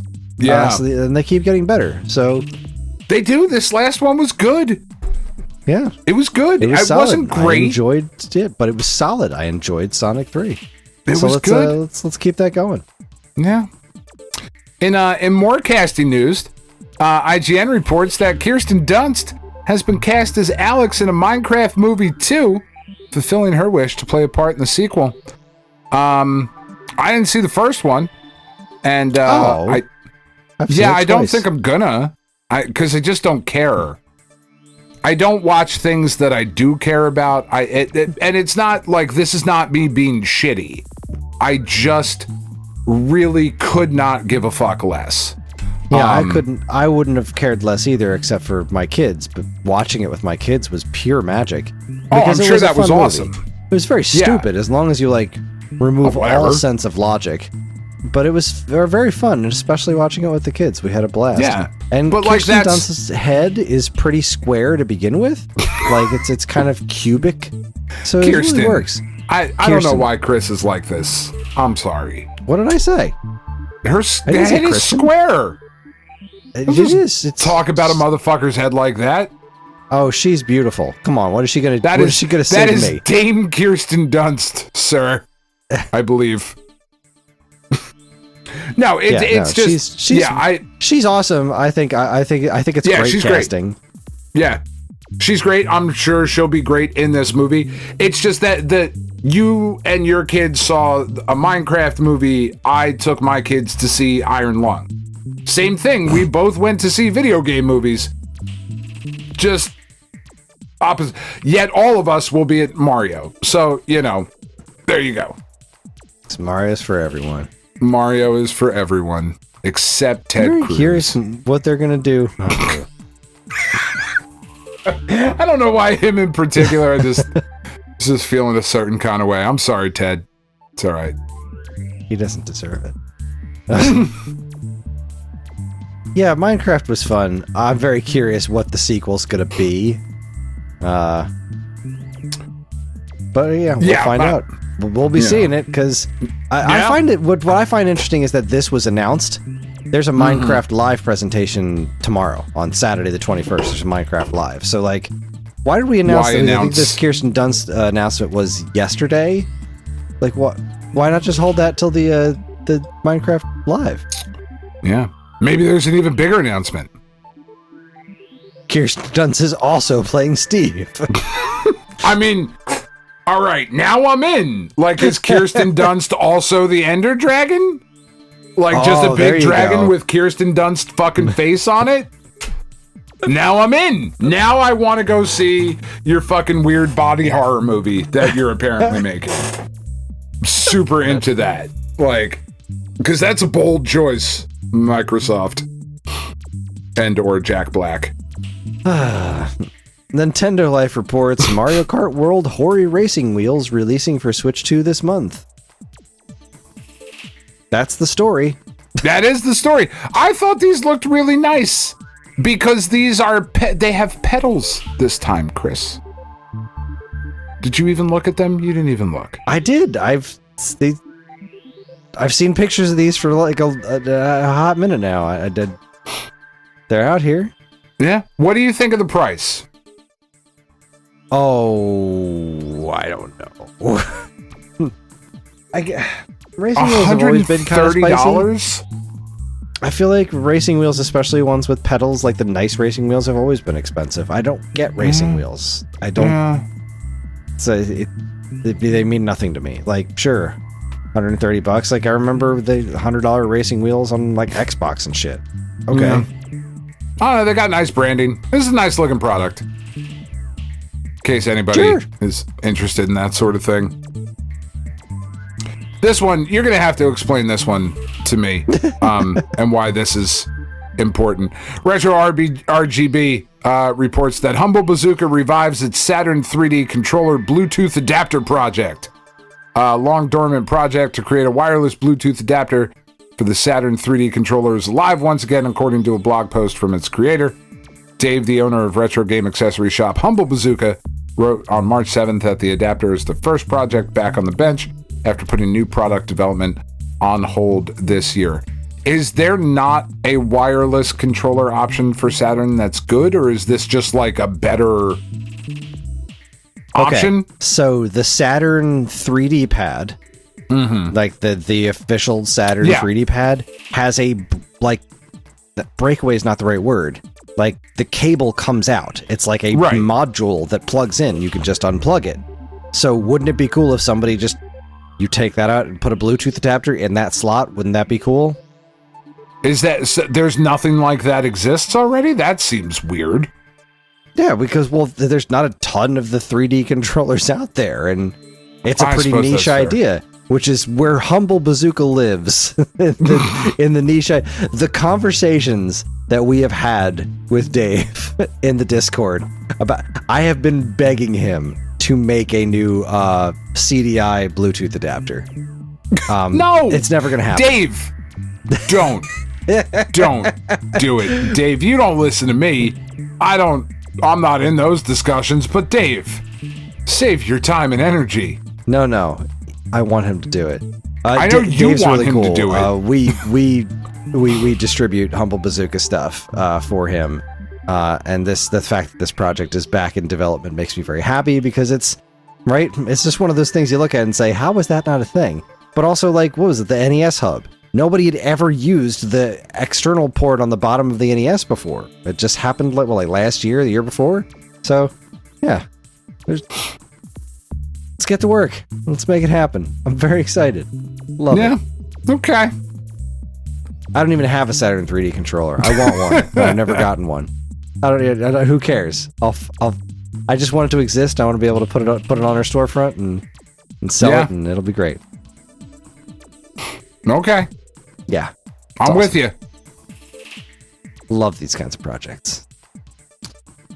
This is interesting. Go Nintendo reports Shenmue 3 Enhanced confirmed for Switch 2. Physical release includes full game on card. Good. Shenmue finally coming to Nintendo platforms. This is Shenmue 3 Enhanced is coming to Xbox Series, PlayStation 5, Switch 2, and PC. There's physical editions coming all over the place. That sounded dirtier than I meant it to. Yeah, it's an enhanced version of Shenmue 3. And if you're a big Shenmue fan, or if you've always wanted to try Shenmue 3, and not the first two, this is a way for you to do that. If you always wanted to skip over the first two games and just jump right in the middle of the story, and yeah, be like, this doesn't make any fucking sense. I'm going on Reddit to bitch. I'm not entirely sure. This is a great way to do it. Yeah, this might be the first part of the story. I don't fucking know. Yeah, I don't know Shenmue from a hole in the ground. I remember playing the first game and being do. like, oh, wow. My foot almost got trapped in Shenmue. The first Shenmue was really cool, but I never really stuck with it, just because I just didn't really get it, but I thought it was really cool. I remember there's like, nothing else looked like that at the time. I remember getting that first Dreamcast VHS tape in at FuncoLand and people being like, Shenmue, I don't know what that is, but that looks incredible. And, it's neat. And I'm really happy for Shenmue fans that this game exists. But it's also my understanding that they didn't finish the story in this one like people were hoping. And Londi is still out there. So let's get some more Shenmue. Let's finish the story for my Shenmue friends, all right? Yeah. My friend Mauricio is a big Shenmue fan. And he just wants to know what happens. for Mauricio. Come on. For if nothing else, at least for Mauricio. At least. Oh, so this story has been literally everywhere as well. GameSpot, time extension. Your mom called me and told me that after waves of complaints, Limited Run Games is planning big changes. And by big changes, they mean regular updates. It's basically... I read through this article and was like... Those are your big changes? Hey guys, so the big changes we got coming here from Limited Run Games that we're going to tell you when shit's happening. Fuck off, man. Like, oh boy. I have had my issues with Limited Run Games for decades now. And it just, because you want this company to be us, right? Like, when I hear these guys talk, I want to hear Kris talking. I want to hear Ryan talking. I want to hear Dean being fucking weird and all of that shit. Like, I want to hear our friends talking. I want to hear Rumblemans talking. I want to hear Matt talking. You know, I want to hear Matt or other Matt. We have a lot of Matts. I want the collection. I want a cadre of Matts fucking talking about this shit. That's what I really want. But then you hear, like, Limited Run Games speak, and I'm just going to read a couple of the quotes. Let's see. So the story is, right, Limited Run Games has been coming under fire under the last couple of years. Things like quality control, poor communication, and they sent out this email talking about how they're going to have a renewed fan-first focus, which is all about celebrating the community, strengthening communication, and delivering a more consistent experience around every release.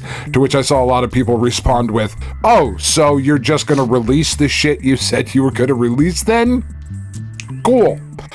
This shift reflects a strengthened commitment to how LRG shows up for fans and partners, with clearer updates, more consistent visibility, and a higher standard of communication from announcement through delivery. Fans will soon notice the difference with a regular cadence of blog posts, social media updates, and emails designed to inform and update, providing a better understanding of delivery times and product-specific details. This new philosophy reflects a renewed focus on the fundamentals fans depend on: product quality, reliable fulfillment, and a commitment to regular, timely, and informative communication. Good! That's the fucking baseline! That's exactly what I was thinking. Like that. Well, that just sounds like the bare minimum of what you need to have to be a successful company. Bottom of the fucking barrel. That is, we're gonna talk to you about the shit you gave us money for? Yeah! Fuck! Like, this is really how... Nothing matters. It's just nothing matters. Because shit just happens and we just keep, because of this, the predatory practices of companies like Limited Run Games, right? Because for all the good that they have done, and don't get me wrong, we've talked about it many times, Limited Run has done a lot of really good things. They have also existed and grown off of incredibly disgusting predatory practices. That is just a fact. You can argue all you want, and you'd be wrong if you argue against it, right? But then, like, the fucking CDR debacle, like, what are you doing? What is happening? This is the... What I just read to you, their fucking statement is corporate bullshit. That's not what you want from this company, you know? It's just not. You want, like, I don't know. It drives me crazy listening to this shit. And, like, to what end? Why even release this fucking statement? Like, what are you trying to accomplish with this? For everybody to go, oh no, they said they're going to talk to us. Like, what? Yeah, they're probably just hoping that people read the headlines and be like, oh, they're under new management. They're going to do better now. Yeah, so the co-founder, Josh Fairhurst, right, is leaving. I don't know, man. Yeah. To more, actually, genuinely positive news. Go Nintendo reports, BitTrip Rerunner confirmed for Switch 2 following Kickstarter success. Yay. Yeah, BitTrip that's Rerunner awesome. Kickstarter was a success. Now, granted, it was, it took some doing. It wasn't a resounding success. The Skullgirls development team pledged $10,000 if they reached the 40K limit, and they did. And so then they got a little bit more. But either way, Switch 2 version of Rerunner is happening, which means that all of the BitTrip games will be available on Switch 2, and that makes me happy. That is cool. That's all. I'm glad they're coming. Yeah, I'm glad they're coming. It's I bet they are weird too. that another developer was like, all right, we'll give you some money. Shut up. Sorry, guys. Come on. Let's just do it. But no, that's great.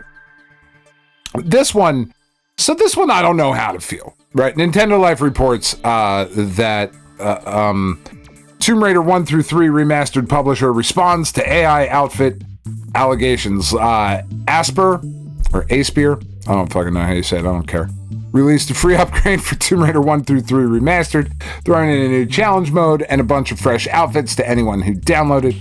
Despite being free, the newbies were not received. And newbies, I guess, I don't know why it's written that way.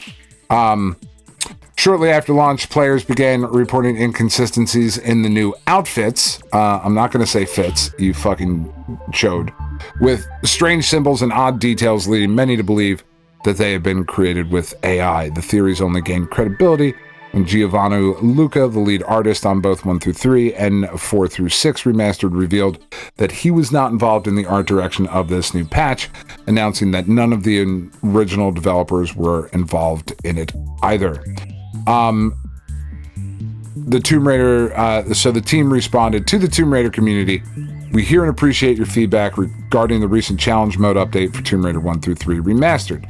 Our top priority is the delivery of a patch that will fix the texture issues and technical bugs. In addition, a series of updates are on the way to address a variety of technical issues across all platforms. This is also an opportunity to correct some mistaken information. The outfits in the update were created by our team of artists. No AI-generated assets were used in the update. We'll release more details on the patch content and timing as soon as possible. If you'd like to help us prioritize fixes, you can report bugs at yourmother.com. Yeah, like, because, so this is a weird story, right? Like,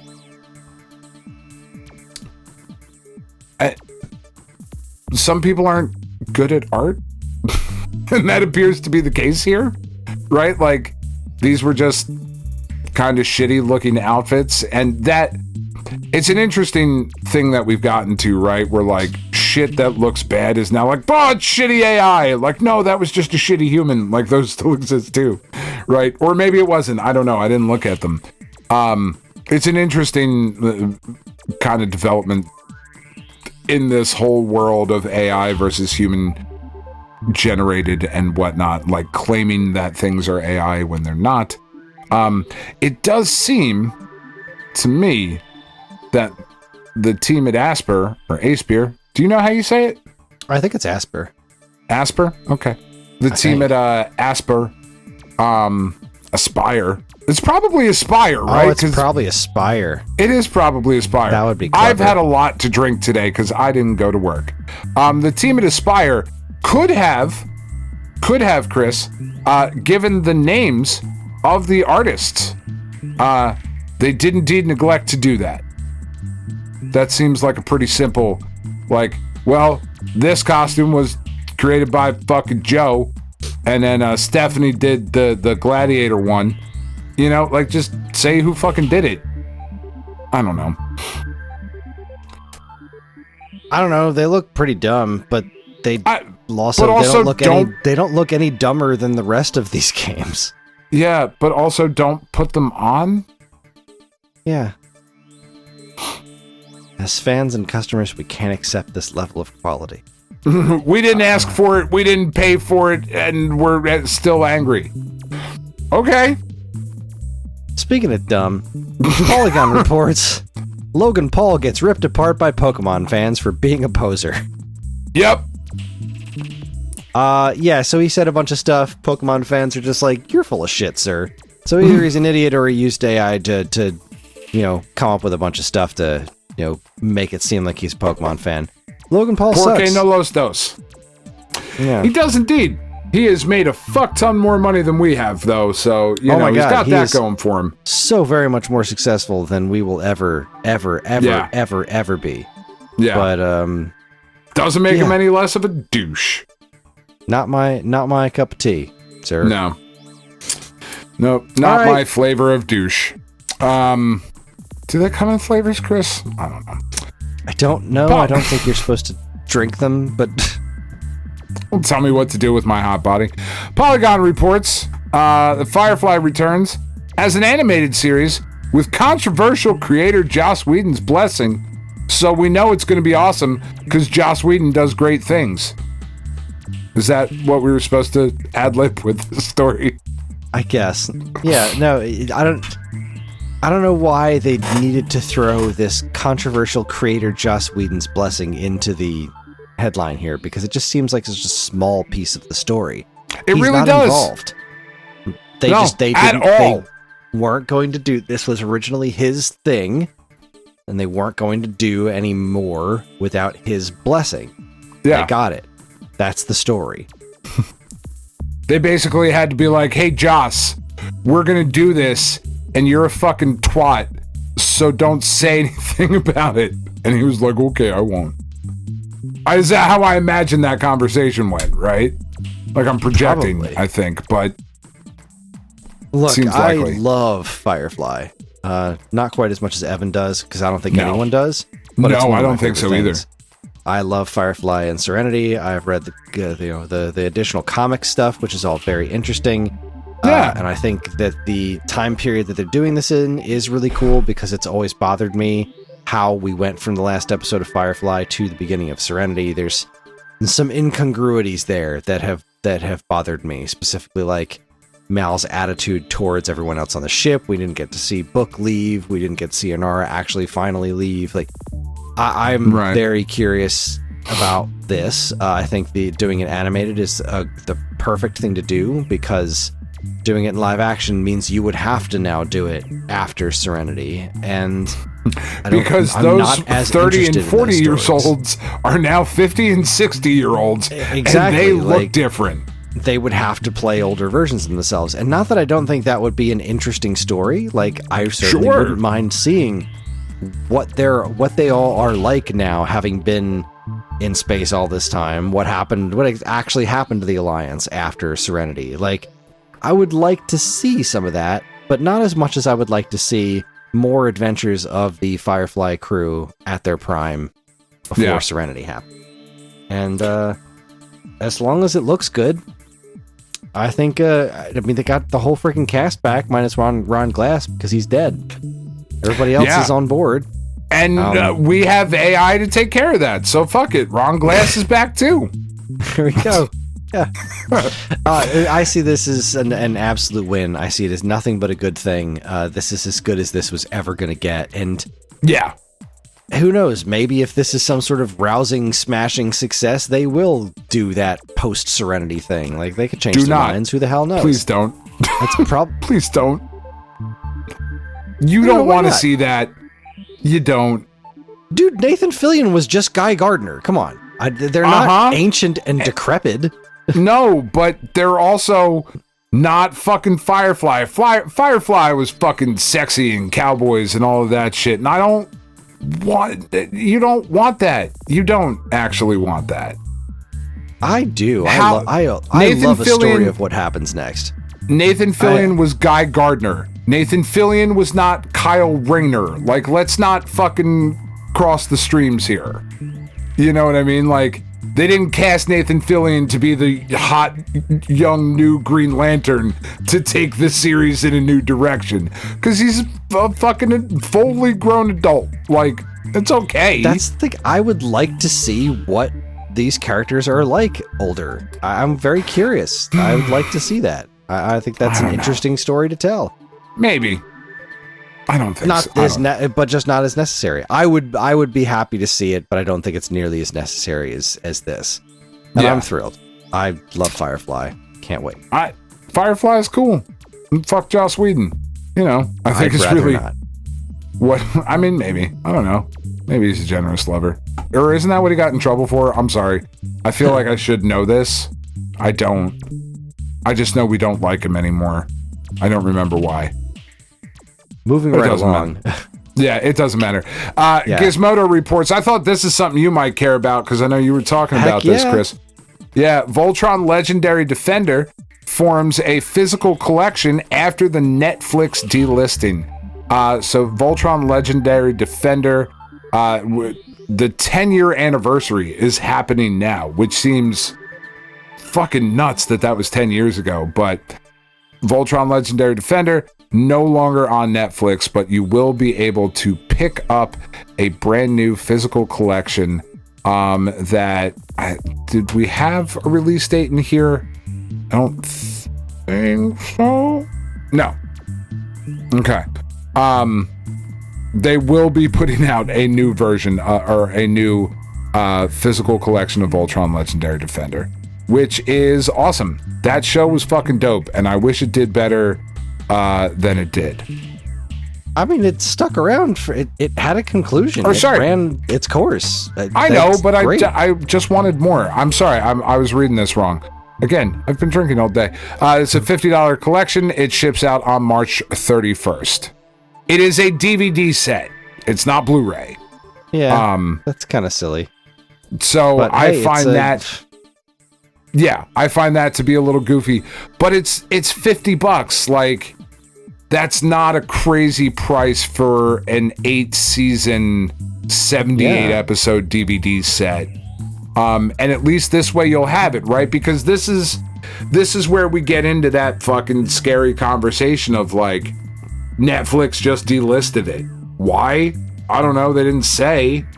But like, okay, all of a sudden this thing is gone. You know? Shit.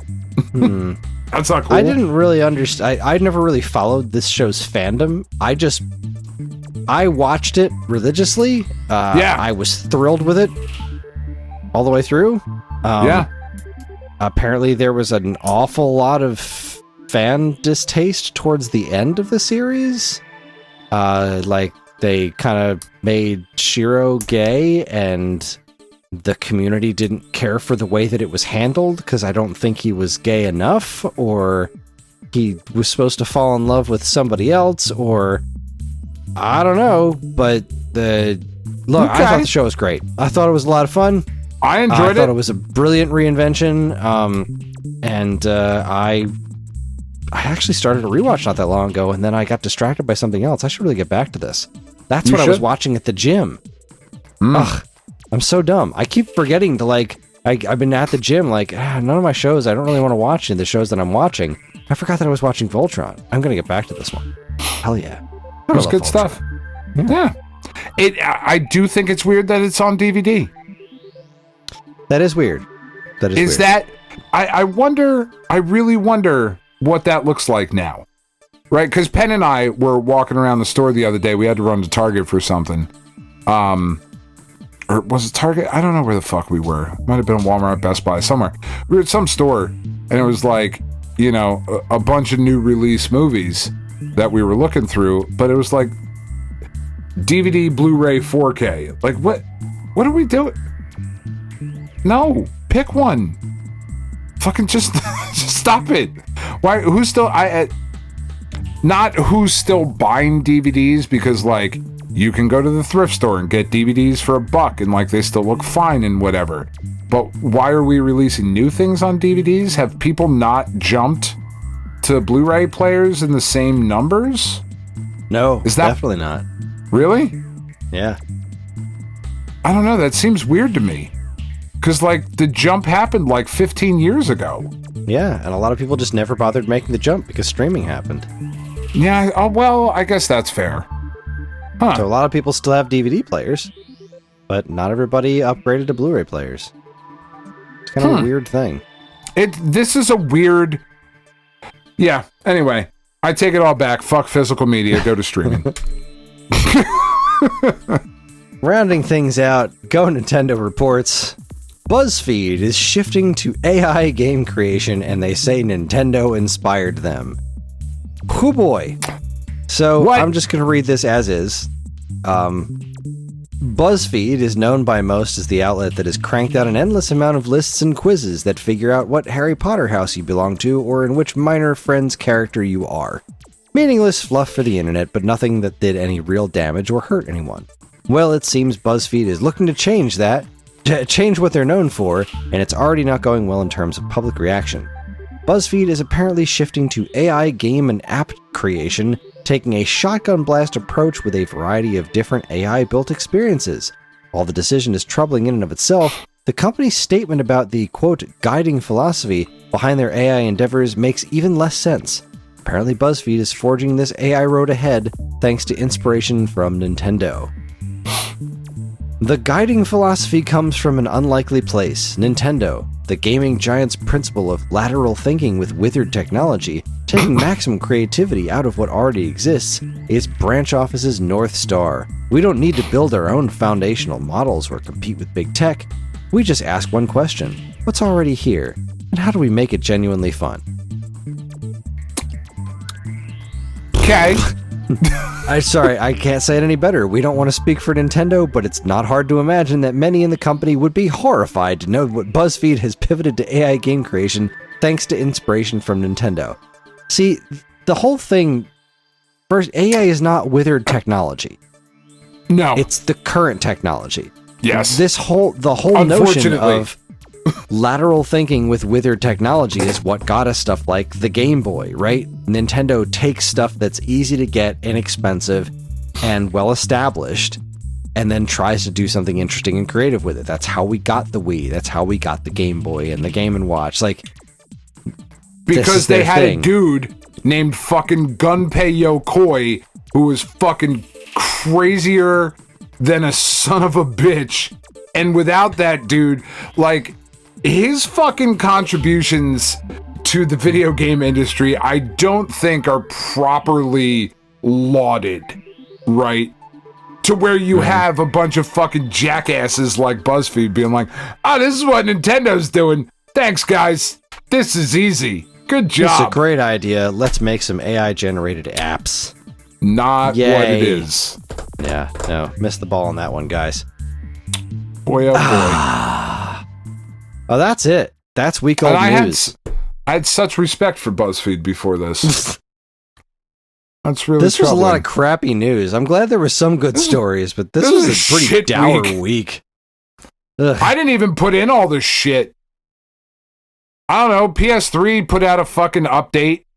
Yeah, your PS3 updated. I can't wait to turn my PS3 on and Your let it update for PS3 the next updated 6 with hours. some new Blu-ray functionality. So that's pretty cool. Okay, take a break. Well done.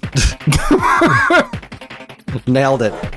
Nailed it. Alrighty. Well, that is it for this segment. We're going to take ourselves another quick break, and when we come back, we're going to check in with the checkpoint. You're listening to the Stone Age Gamer podcast from geekade.com. Stick around.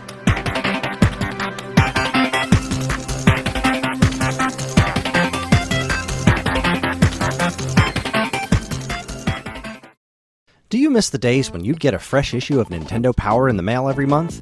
It was stacked with reviews, previews, and all manner of cool new stuff about the world of Nintendo, and it even came with a free poster. Well, you don't have to miss those days anymore because Nintendo Force is here. Functioning as a spiritual successor to Nintendo's classic magazine, Nintendo Force is staffed with top-notch writing talent, and me for some reason, to deliver fresh new reviews, previews, and more right to your door every other month. And yes, posters are still included, except ours are double-sided. So if you want the thrill of learning all about the world of Nintendo in physical format, head on over to NintendoForceMagazine.com and learn all about it. Nintendo Force Magazine, the force of Nintendo fans.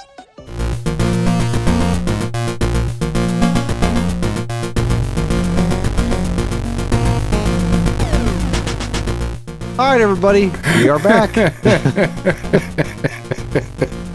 Oh, boy. Oh boy. Yeah. Oh, it's, personal jinx. You owe me a got soda. the same shirt on. We're saying the same things. Oh, boy. Fucking somebody better AI edit this shit. Hold on. Let me button up so we don't look. There you go. I'll ruin the continuity. There it is. 80 ounces. I've been drinking 80 ounces of water a day. Ugh. It's a challenge. It's gross. Apparently, it's good for you. Doesn't have any caffeine or anything in it. Nope. That's why I'm falling asleep all the time. So stupid. Ugh. Non-druggy water. Yeah, just boring ass water. Yeah, boring ass everything. There you go. I've buttoned up, right. so now you can't see that we're wearing the same shirt. Checkpoint! It's a good thing I didn't tell anybody. I have almost no video games to talk about. I played Nintendo Land with the kids. It was fun. I played like 15 minutes of VVVVVV tonight on a whim, and I put in exactly 20 minutes in Yoshi's Island. I've done almost nothing this week. It's been a hell of a week. So the only thing that I will talk about, besides the two of us talking about the Spider-Man trailer, is that I started watching the live-action One Piece show. Right, you were saying you were going to do that. How was it? I love it. Huh. I've never been able to get into the anime or the manga because I hate the art. It's very similar to that show Sweet Tooth. I really liked the show Sweet Tooth. Could never read the comic because I hate the art. I get that. It's just one of those things with me. I have a hard time following stories, even ones that I like, if I do not like the way it looks. One of the reasons I gave up on, the Marvel What If show. I just think it's ugly. I don't like looking at it. There's no thinking. That show is ugly. One Piece, that art style is just not for me. I don't like looking at it. But apparently I really like the story because I'm really enjoying the live action show. And I don't have anything to compare it to, so it's not like I'm going to be like, oh, they got this wrong. They changed this. It's all new to me. So me and Karen have both been really enjoying it. I find it utterly fascinating. It's freaking anime as hell, too. Like, the people got wacky ass hairstyles. None of it makes any logical sense in reality. It doesn't matter. It embraces the insanity that it is and makes it digestible for people who don't like animation. And I love animation, but I just didn't care for One Piece's look, and it's really fun. I really like it. I'm really itching to know what happens next because it does that thing that anime does so very well, is like it finishes off an episode and you're just like, well, what? Now I gotta know what happens next. Give me more. Give me more. I want the next one. So, I think we're 5 episodes in. The trouble is that Daredevil is happening really soon, and Invincible just started. The Boys. Yep. Fuck. Last season. So I think we're gonna like chill on Invincible for a minute because we just finished the last season because we didn't realize we didn't finish the last season. We thought that we had where we left off was the season finale, and then we found out there was actually, I think, 3 more episodes. Whoops. Yeah, so that was really cool. It was a little confusing because it had been a minute, and then we were like, "Oh, what the hell happened?" And we jumped in. We jumped in for like the invasion of Marks, and then what's his name? Conquest. Yes. Prepare for my arrival, worm. Jesus, that was something. Yeah. And of course, Conquest fucking rules. Cecil's got his corpse or whatever, like keeping him alive. Like, dude, you could. That's is such a bad idea. Definitely not going to come back to haunt you at all, Caesar. Such a bad idea. Yeah, Cecil. Like I keep wanting to root for Cecil. Like I like him. I love Walt Goggins, and I want to root for him. But like, I understand he's got this whole like, no, it's for the greater good. I make these shitty decisions for the greater good. It's like, dude, some of these decisions are just like, you can't be this dumb. There is no good that can come from this. Like there is no amount there's no amount of like containment you're gonna do to this guy to be able to get answers out of him. Like you gotta leave that one dead. Make sure it's dead. The end. Oh boy. No, I love that show. It's so good. It's a really, really good show. We watched the first episode of the new season. We watched that last night because it comes out on Wednesdays, and Wednesdays is for wrestling. We are a house of taste and culture, so we watch AEW on Wednesdays. So we watched it last night, just the first episode. It was fucking dope. It was great. I am really curious to see where this season goes, though, because it's not comic book based, right? Like they had talked about that a lot. Of like this one is going to veer off. So people who have read the entire run of Invincible, hi, that's me, I'm people, will kind of be surprised, right? Which I think is really exciting. I fucking love that world. It's one of, I think, the most satisfying comic book runs that there really ever has been. Like, I loved Robert Kirkman's Walking Dead. I thought it was, me too. I thought it was great. But there were a couple times in the Walking Dead series, right, where it was like, okay, I've seen this story, though. It's just the antagonist is a little bit different this time. But it kind of did the same thing a few times, right? Still thought it was brilliant. Still thought it was great. I never really felt that way with Invincible. You know, all throughout the entire run of Invincible, I was like, this more. Give me, this is fucking awesome. You know, I really got to read it. Dude, it's so good to read it one day. It's so good, and it's such a satisfying, like, it just really works together as one cohesive thing that, you know, due to the nature of what comic book storytelling is, like, Batman is not going to wrap up in a satisfying way, because it's not going to wrap up. Yeah, like, that's forever. We're just going to keep doing that as long as, you know, Lord willing and the creek don't rise. We're going to just fucking keep doing Batman stories. But, you know, it's great. It was great. That's all I got. You want to go over whatever you got, and then we'll talk Spider-Man for the rest of the night? Yeah, sure. I got a couple of things. So we finished Man of Medan, which was the supermassive game, like ghost story on a ship. Man, I did not like this one at all. I was really, really bummed out because I really like the supermassive choose your own adventure games. And I was talking about it last week on the show, you know, like that I wasn't enjoying my time with this one. We ended up finishing it. I only lost one party member. So like I did well, but I was just fucking bored. Like so many of the choices, it just, this was the first one of the Dark Pictures anthology, right? So they did Until Dawn. They did The Quarry, which were big, full, fleshed out games. And then they transitioned to this Dark Pictures anthology thing where they were going to do smaller experiences. And like, okay, fine. I'm with you. Like, I thought Until Dawn was great. I thought The Quarry was great. And I love the choose your own adventure structure of them, but I'm never going to go back and do that in a 20-hour game again, just to make different choices and see what happens. You know, see if I can save everybody this time. Just not a thing that's going to happen. The game's too long. So the Dark Pictures anthology was this idea of like, we'll make shorter experiences, you know, a 4-hour game where you might go back and try to make different choices.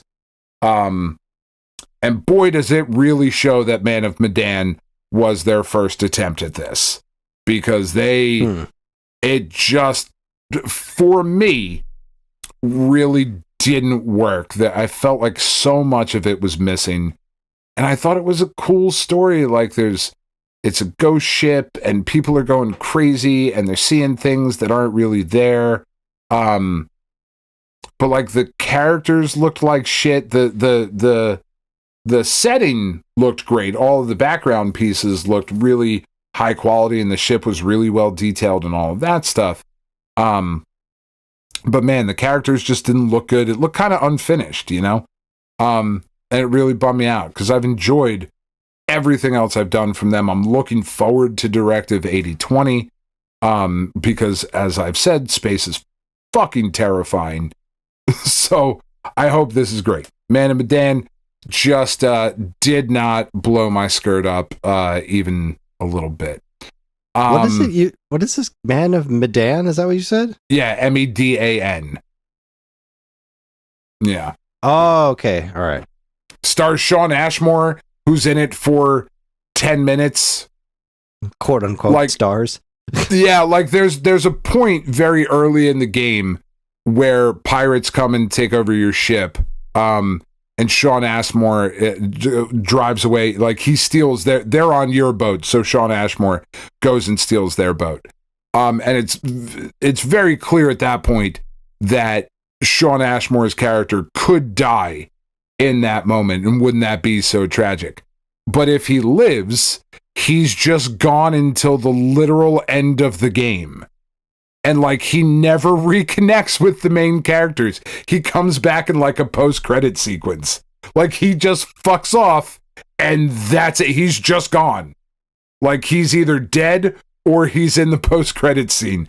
It was just really fucking weird. Like there were some choices that were made that I didn't agree with. 2 thumbs down. I would not recommend playing that one. I did play a couple of different demos that I'd recently downloaded through Steam. One that stuck out, I was really enjoying it, and I've purposely forgotten the name of it because I was just annoyed. But let me see if I can go back and actually remember. So I played the demo for this game called Altered Alma, and it's it's a 2D Metroidvania-ish, I know this story-rich kind of thing. Alma. Why have I heard of this? Oh, we saw it in a bunch of showcases and whatnot. Yeah, okay. And it has really cool movement and really cool combat and all of those things. And I was really pretty excited for it. And I was playing through the demo and I was digging it. And then you get to a point where you recruit a dude to work on your ship, and then you're talking to him and it gives you like the next step, right? Like, because it's a Metroidvania type thing and it's a video game type thing, so it's introducing it piecemeal to you. And this particular piece of piecemeal really upset me because it was like, you can build up your relationships and have positive and negative influences, maybe romance. And I was like, fucking delete. Nope, that's not it for me. I am not trying to play a dating sim Metroidvania thing, because that, I am sure, is for some people, but it is not for me. And like when I went to look at the Steam page, it literally says user defined tags for this product: cyberpunk, Metroidvania, story rich, RPG, dating sim. Nope. No thank you, I'm out. So I didn't love that. I was kind of bummed out by that, because the rest of the game seemed pretty fucking cool. I was enjoying the time that I was spending with it. What else did I play? Oh god, what the fuck else was there? I beat Mega Man 2 today for no reason. I was like, whatever. I was gonna play Mega Man 2. I'm gonna beat that. So I sat down with the kids and they were like, I think they had said one of their friends was like, they really don't like Mega Man 2. And I was like, well, they really don't know what they're talking about then, because it's a fucking masterpiece. And of course they do. Yeah, I was like, what? They don't like Mega Man 2. Okay. Fine. Now I'm going to play Mega Man 2. So we played through Mega Man 2 because the kids were like, you said you were really good at this and you can like beat this in one sitting pretty quickly. And I was like, no. I didn't say I could do that. Like, I can just do that. Like that, and that's not an impressive thing for someone my age who grew up playing the Mega Man games to be able to sit there and beat the Mega Man game, Mega Man 2. Like, it's not super impressive, but okay, if you're going to be dicks about it, sit down. Give me a half hour. We're going to play through Mega Man 2 real quick. And so we did. And that game is just better than Mega Man 3, Kris. And tired of you pretending that it's not. Wrong. Wrong. It's just, man, I wonder, it's an interesting question. Are there 2 better sequels than 2 and 3? Geez. Can we agree on that at the very least? In games that have had like multiple sequels, right? Is Maybe there Mario anything... 2 and 3? I don't even know if I would say Mario 2 and 3 though, because Mario 2 is just so wildly different, right? I don't know that you're wrong.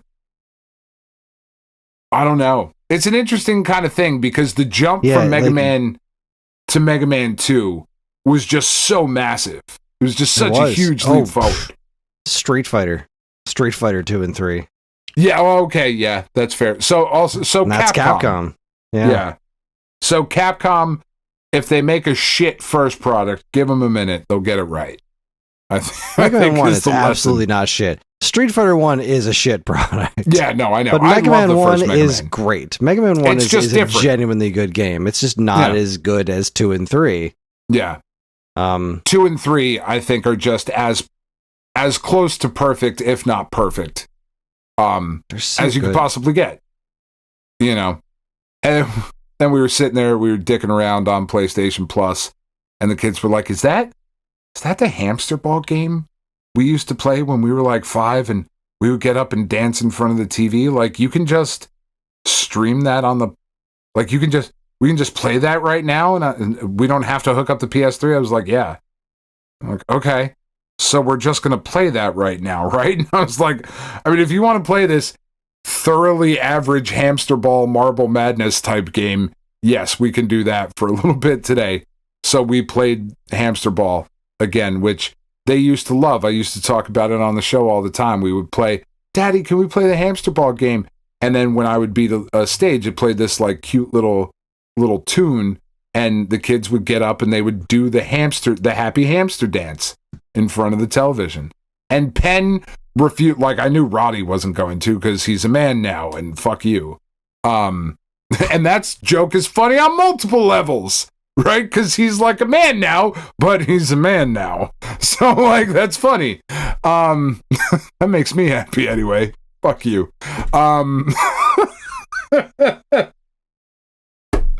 Oh, boy.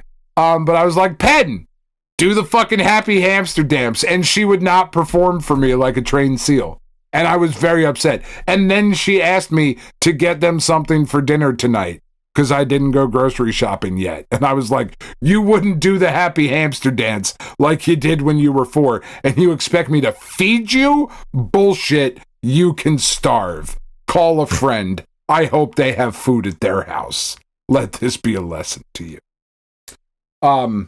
Yeah, no, and they were like, so we can just like stream this whenever we want. I was like, yes, you can fucking stream it whenever you want. It worked. That's why I paid for the extra shit on the PlayStation Portal. You can just pick up the PlayStation Portal and go stream fucking Happy Hamster Ball wherever you want. It's great. Knock yourself out. It's wonderful. And then I will shut up. The last thing I did, I started a game I bought last week, Possessors, which is a Devolver Digital joint made by Heart Machine. They've done Hyper Light Drifter. They did Solar Ash. Now they have this game, Possessors.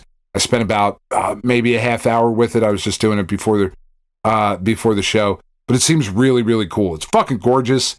Which if you've seen Hyper Light Breaker or Hyper Light Drifter, I mean, or Solar Ash, yes, it was going to be fucking gorgeous. They do really good work. Really gorgeous game. The story seems fine. I don't know that that's the real hook here. The gameplay is really fun. It plays really smooth. I'm excited to get into the rest of that. And then I finished Murder by Cheesecake. It was wonderful. I finished Murder by Cheesecake, Off to Be the Wizard, and How to Become the Dark Lord and Die Trying this week. So I'm kind of taking a little bit of a break, and I just started reading The Bronx Zoo by Sparky Lyle. So he was a pitcher on the Yankees in the 70s. And he just writes about this particular year after they won the pennant in 77. So this is the 1978 Yankees. And it's just his stories as told by him, which is great. Off to Be the Wizard was fine. How to Become the Dark Lord and Die Trying was interesting because it was like a 20 to 25-year-old female protagonist written by a dude who's obviously in like his mid 40s, you know? So like there were a couple things where I read where I was like, oh, okay, that's fun. That's something. But overall, just a fun like fantasy story and whatever. But yes, read more books, all of those good things. So now I'll shut up and we can talk about Spider-Man. Spider-Man's cool. And that's our show. Good evening. So this trailer for Brand New Day did not make me cry the way Superman made me cry. Well, right, because this one kind of makes you want to cry because you feel so bad for him. Because you feel so bad for Peter. He's having a rough time. I thought this looked so fucking great. I am so excited about where this is going unless they make him a mutant. That's the only part that I'm kind of feeling like we're heading towards. I don't think they're going to make him a mutant. I think that they're going to pull a lot of... Right, what happened in the Spider-Man cartoon when he started going through mutations? He went to the X-Men. I think they're going to use the fact that he is mutating to bring X-Men into the world. I don't think they're going to make him a mutant, but I think that they're going to like move towards the mutant saga being what's next after Secret Wars. Yeah. Which we know is what's coming, right? That's obviously what's coming. Where did you land, or where have you landed on who you think Sadie Sink is playing? Because like the popular theories right now. All right, so before you give your answer, right? Like the popular theories are Jean Grey and Typhoid Mary. Typhoid Mary. Yes, those are the two popular theories. I want to lean towards Jean Grey because what I think leading towards this whole X-Men thing, I think they're going to lay some groundwork here for, because obviously the original run of the X-Men weren't the first mutants, but you know, that's kind of like where the mutant story begins in Marvel Universe is Jean, Scott, Hank, Bobby, and Warren. So let's get a young Jean Grey who has no control over her powers. Damage Control is after her. And then she gets found by Professor X, who I guess, if I'm remembering correctly, it was Chuck had Scott and then Jean. Or did Jean join after I think Beast and Angel and everyone was there? I can't remember the order, but I think that in some early form of the X-Men I think we're going to get Jean and then like the teaser at the end is going to be whatever this universe's Professor X is recruiting her, and the original team of X-Men happens. Yeah. Because we know that her character is in Avengers Doomsday, and like so is literally everybody else. But I think people hoping that Typhoid Mary will return in Avengers Doomsday, like, no, that just no, it's fine that she's not going to. I want her to be Rachel Summers. Because I'm not, I personally, really want to go Rachel Summers before we've introduced a single X-Men character? I'm just not super interested in, because they're all gonna be there in Doomsday. I'm just not super interested in looking at another version of Cyclops, another version of Beast, another version of Iceman. Like, I'm just not interested in seeing those personally, right? Especially because I know later this year I'm going to see all of those characters. So I would prefer it to be different characters, right? And I think Rachel Summers is kind of an interesting, neat character. She's definitely playing Jean Grey. She's definitely playing Jean Grey. I just feel like that's safe and kind of boring, but probably the best choice. Those characters need a reset so fucking hard, it's ridiculous. We got Famke Janssen and we've got Sophie Turner. I did not care for Sophie Turner at all as Jean Grey. Yeah. And as much as I enjoyed Famke Jenssen's performance, she also didn't really Jean Grey to me. Yeah. Because she just seemed, that X-Men, they were all older. I really like the notion of these characters as younger characters, but none of the newer Cyclops didn't really care for that either. No. I want those characters done right. They were done right. Tom Holland was our third Spider-Man. And now, granted, I liked the other two Spider-Men. I agree. I liked Tobey Maguire's movies, but I didn't love Tobey as Spider-Man per se. I loved Andrew Garfield as Spider-Man, but I didn't love his movies. Tom Holland, I think we really got it. I think we really got it right. So when you're talking about yet another, we've really only had two of each of those. And I know when you think about some characters like Hank, Angel has never been properly handled. The whole young X-Men things, Mystique was one of the X-Men for some fucking reason. Like, no, it's bad. I want them. I desperately want it. It's like, sure, Rachel, that could be interesting, but like, that's such a strange pick to have before you have the foundation. And I want a fucking foundation. I want a foundation of the original set of X-Men, and then I want them to stick around and then eventually get to, the next, the new X-Men. Let's add Colossus and Shadowcat and Wolverine and give Storm a mohawk, etc. Like, I just add Storm. I didn't give Storm. Add Storm. Like, I want that to happen. I want to see that to be where the movies go, because we had this first run of movies where we built the Avengers and then we built on that, and that was cool. So let's do that with X-Men, because that's the next most obvious thing that you can do properly.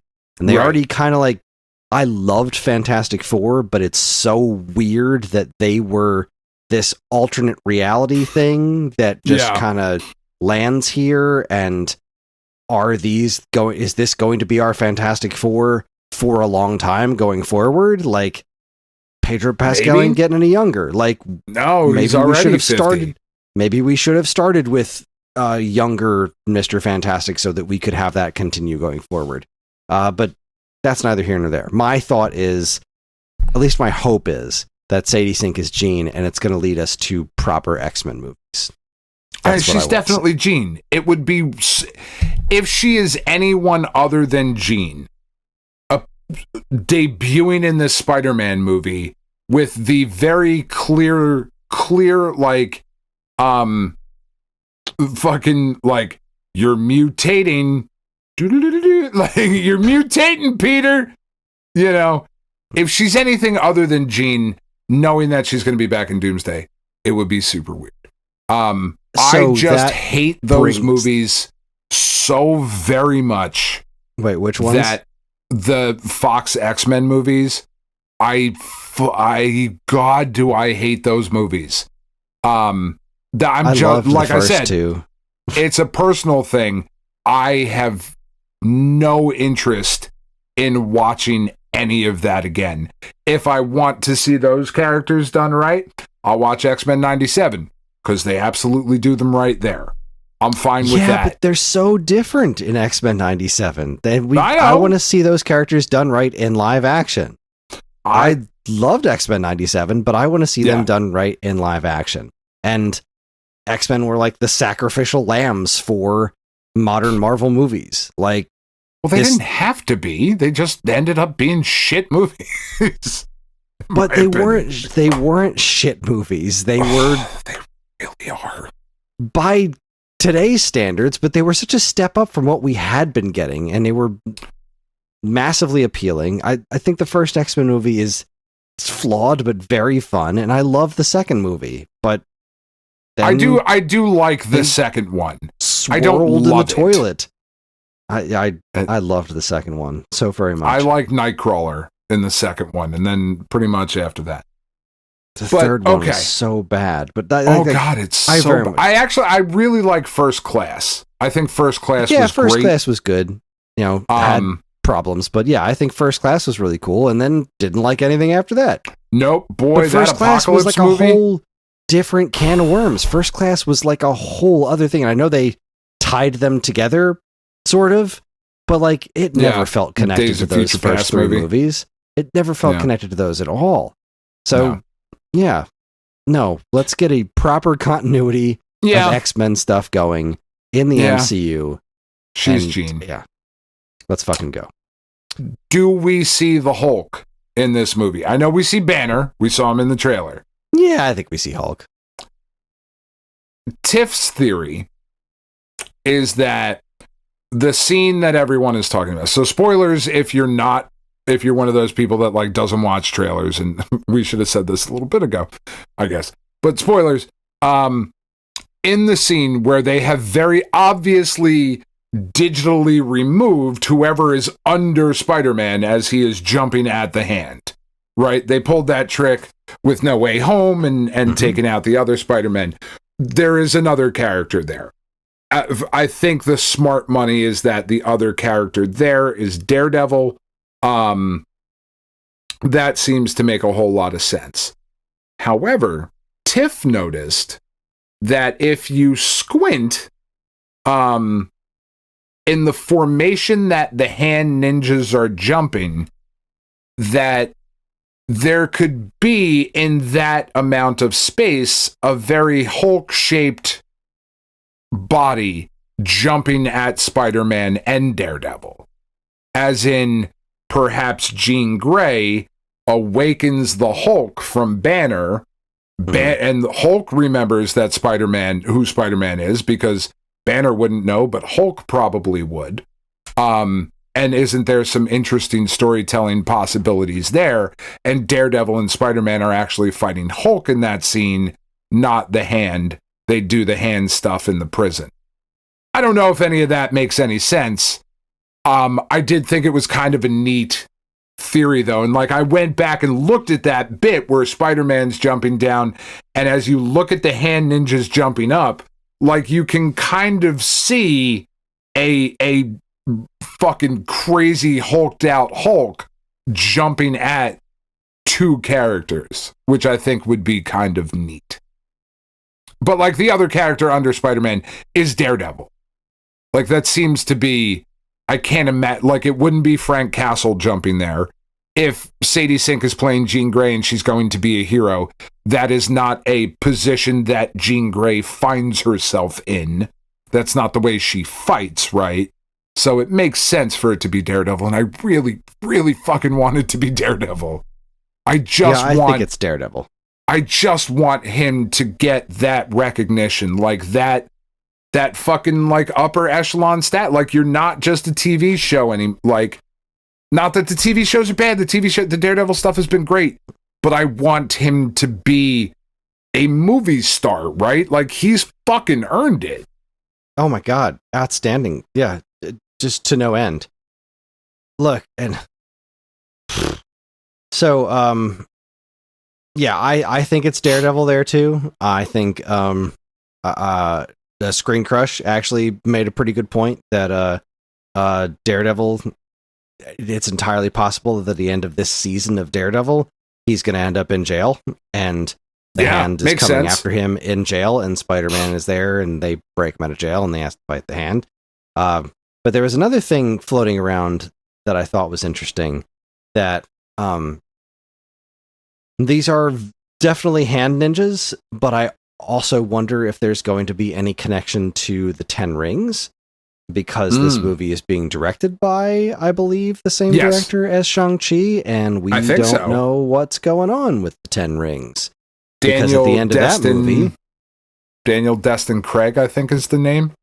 At the end of that movie, his sister... he did Wonder Man. Is he doing Brand New Day as well? Let's find out. Brand New Day, director Destin Daniel Cretton. Oh, okay. Did he not do Wonder Man? He did, right? Thought he did.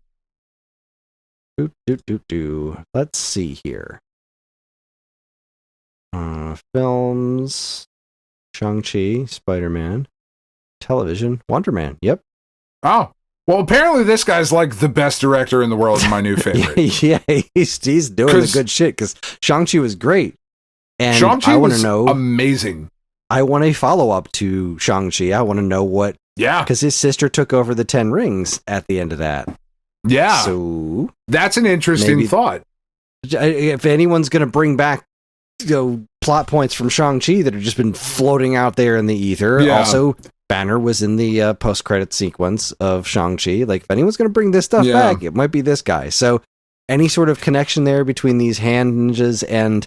Like, I was curious if it was hand ninjas or 10 ring ninjas until I saw it pointed out that those outfits are directly related to the hand in the comic books. So I was like, all right, and then they're definitely... I have like 3 of them sitting like right back up there. Like I definitely have them. Yeah. So, I wonder too. What's that? I said, so sure. Yeah. But I'm curious if there's going to be any other connections there. But yes, I do think it's plausible that Daredevil goes to jail at the end of season 2 of Born Again, and we see some sort of cool prison break, and then we get to see him. All right, look, he's already his lawyer, right? Right.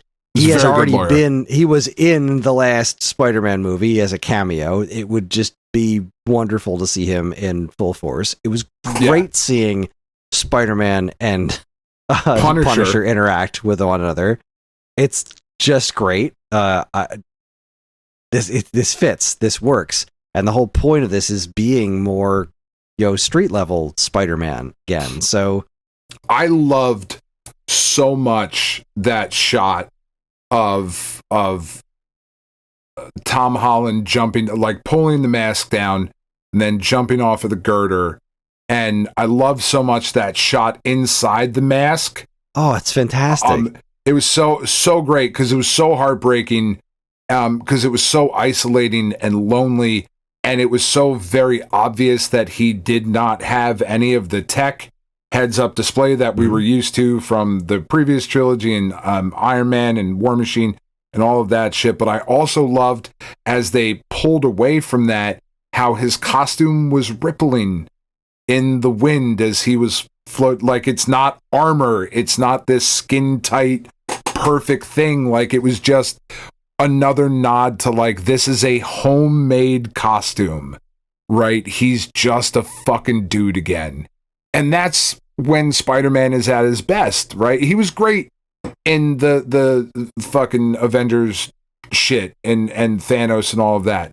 He was awesome. And that trilogy, the No Way Home and No Way Out and No Way, No How. No, that stuff was all great, and it was really cool because we hadn't seen that version of Spider-Man on screen yet. So it was new and exciting and extremely well executed. Yeah, but let's get back to basics for this. Now. Yeah, I'm so like a costume that ripples in the wind because it's just fabric. Like, just little details like that. I just was, as I was watching it, I was so fucking happy. And all the villain cameos, like fucking Boomerang and Tarantula and Scorpion and give the Amazing Fantasy 15 cover. Yeah, I just, goddamn, this looked incredible. And I'm really, really hopeful that we're going to kind of get back to an upswing of Marvel movies being these really well done things that can be enjoyed on their own. Because this multiversal saga has been really kind of lost its way. I've very much enjoyed what I've seen, but it's been... I have liked all of the movies, even the Eternals. Right? Because that's very cool. It was fine. I liked it. It was fine. But what's weird about them is that they all it felt like you really had to watch each one, like you really had to know.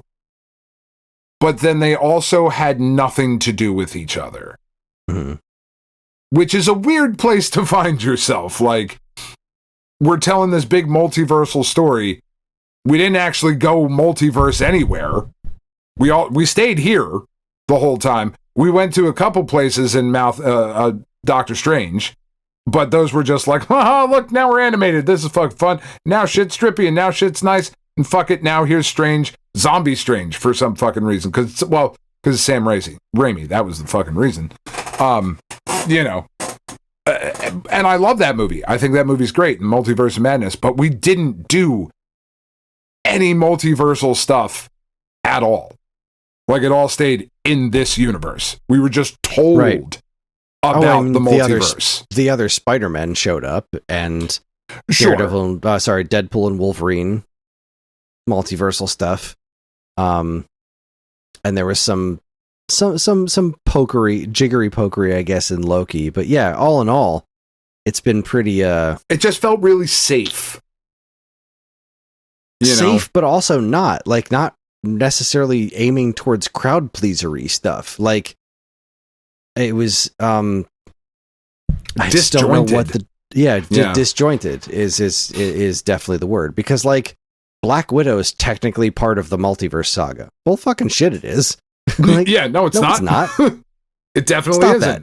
And like Thunderbolts was fucking great. What does that have to do with anything? What does that have to do with any of this? Why are they watching the Fantastic Four come in? Just makes no sense, right? So just makes no odd. sense. Because they were building towards one thing, and then they hard turned to a different direction, and that was dumb. Recast Kang and finish what you started. Be done with it. Nobody would have cared. It's fine. It's fine. It really would have been. You recast Rhodey. You're about and like, if to there's recast... ever a character in the history of Marvel that you could recast, no problem, it's fucking Kang. His whole thing is that there's billions of versions of him from the multiverse. Yeah. But we shot that one scene, Kris. That one scene. Who cares? We shot it. Exactly. You saw one scene with a bunch of Jonathan Majors, and that was just a corner of the stadium. There was a whole other stadium of Kangs that we didn't see. Definitely. Yeah, you really have to wonder how much that pivot was, and why, how much that pivot fucked up where they ended up, and why that pivot actually happened. Because, like, I like Ant-Man and the Wasp: Quantumania. I do enjoy that movie. Great. Because Paul Rudd. I love Paul Rudd. Evangeline Lilly's fine, but I like all the other stuff that's in that movie. I loved MODOK so much. MODOK was such a dick. Look at me. Such a dick. It was great. It was great. And sure, Ant-Man beat Kang. How is he now an Avengers level threat? Such an easy fix. Like, I've seen that complaint so many times of like Ant-Man beat Kang, and this was Kang the Conqueror. You just have another Kang show up and go, no, he wasn't.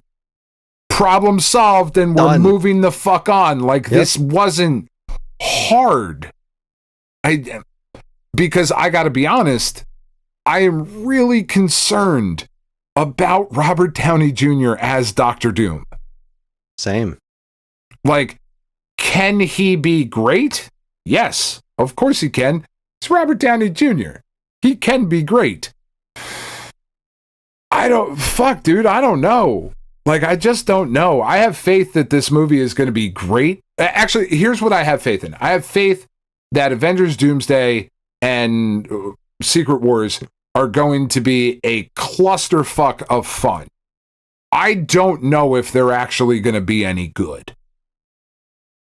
It's an interesting thought process, and I'm like, they've got to be headed towards a reset with Secret Wars. It has to be. Because everybody's getting old, and we need Captain America, we need Iron Man, and we need new people playing them. Like, you just start over again. It's time to start over. Like you're doing with this Spider-Man movie. Like, this Spider-Man movie is such a nice reset, right? Of like, this is what Spider-Man should be. It's fun when he's with the Avengers, but Spider-Man's a street level character. You know, I want to see the MCU version of Norman Osborn. Mm-hmm. Like, I'm actually really curious. Okay, like, where are we going to get a Green Goblin? Right? Like, who is the main villain of this Spider-Man movie? Because it's not fucking Boomerang, Tarantula, or the Hand. Or the Hand. Who's the villain here? Like, is it Scorpion? Because that's not it was enough. so cool to see Scorpion back. Yeah. It was really nice to see that paid off. That's awesome. But that's not enough. You know, No. Is it Jean Grey or whoever Sadie Sink is playing? Like, is she going to be set up as the villain of the piece and there's a misunderstanding? Because that feels kind of weird for a Spider-Man movie. Is it Kingpin? Apparently Kingpin, it can't be Kingpin. Well, yeah, that's what he said, but that's also what he would say if he was in the movie. That's true. You know, it can't be me. My father. Do it like that. Wearing white suits all the time. I don't know what the rights issues are for Kingpin. Sure. And he very well might have been telling the truth, but like, we can't be, please don't tell me we're done with Doc Ock. Like, if you're going to recast all the fucking X-Men and I got to sit through that shit again, give me a new fucking Doc Ock. I mean, Alfred Molina was fucking great, but like, give me a new, interesting Doc Ock. Let's do it again.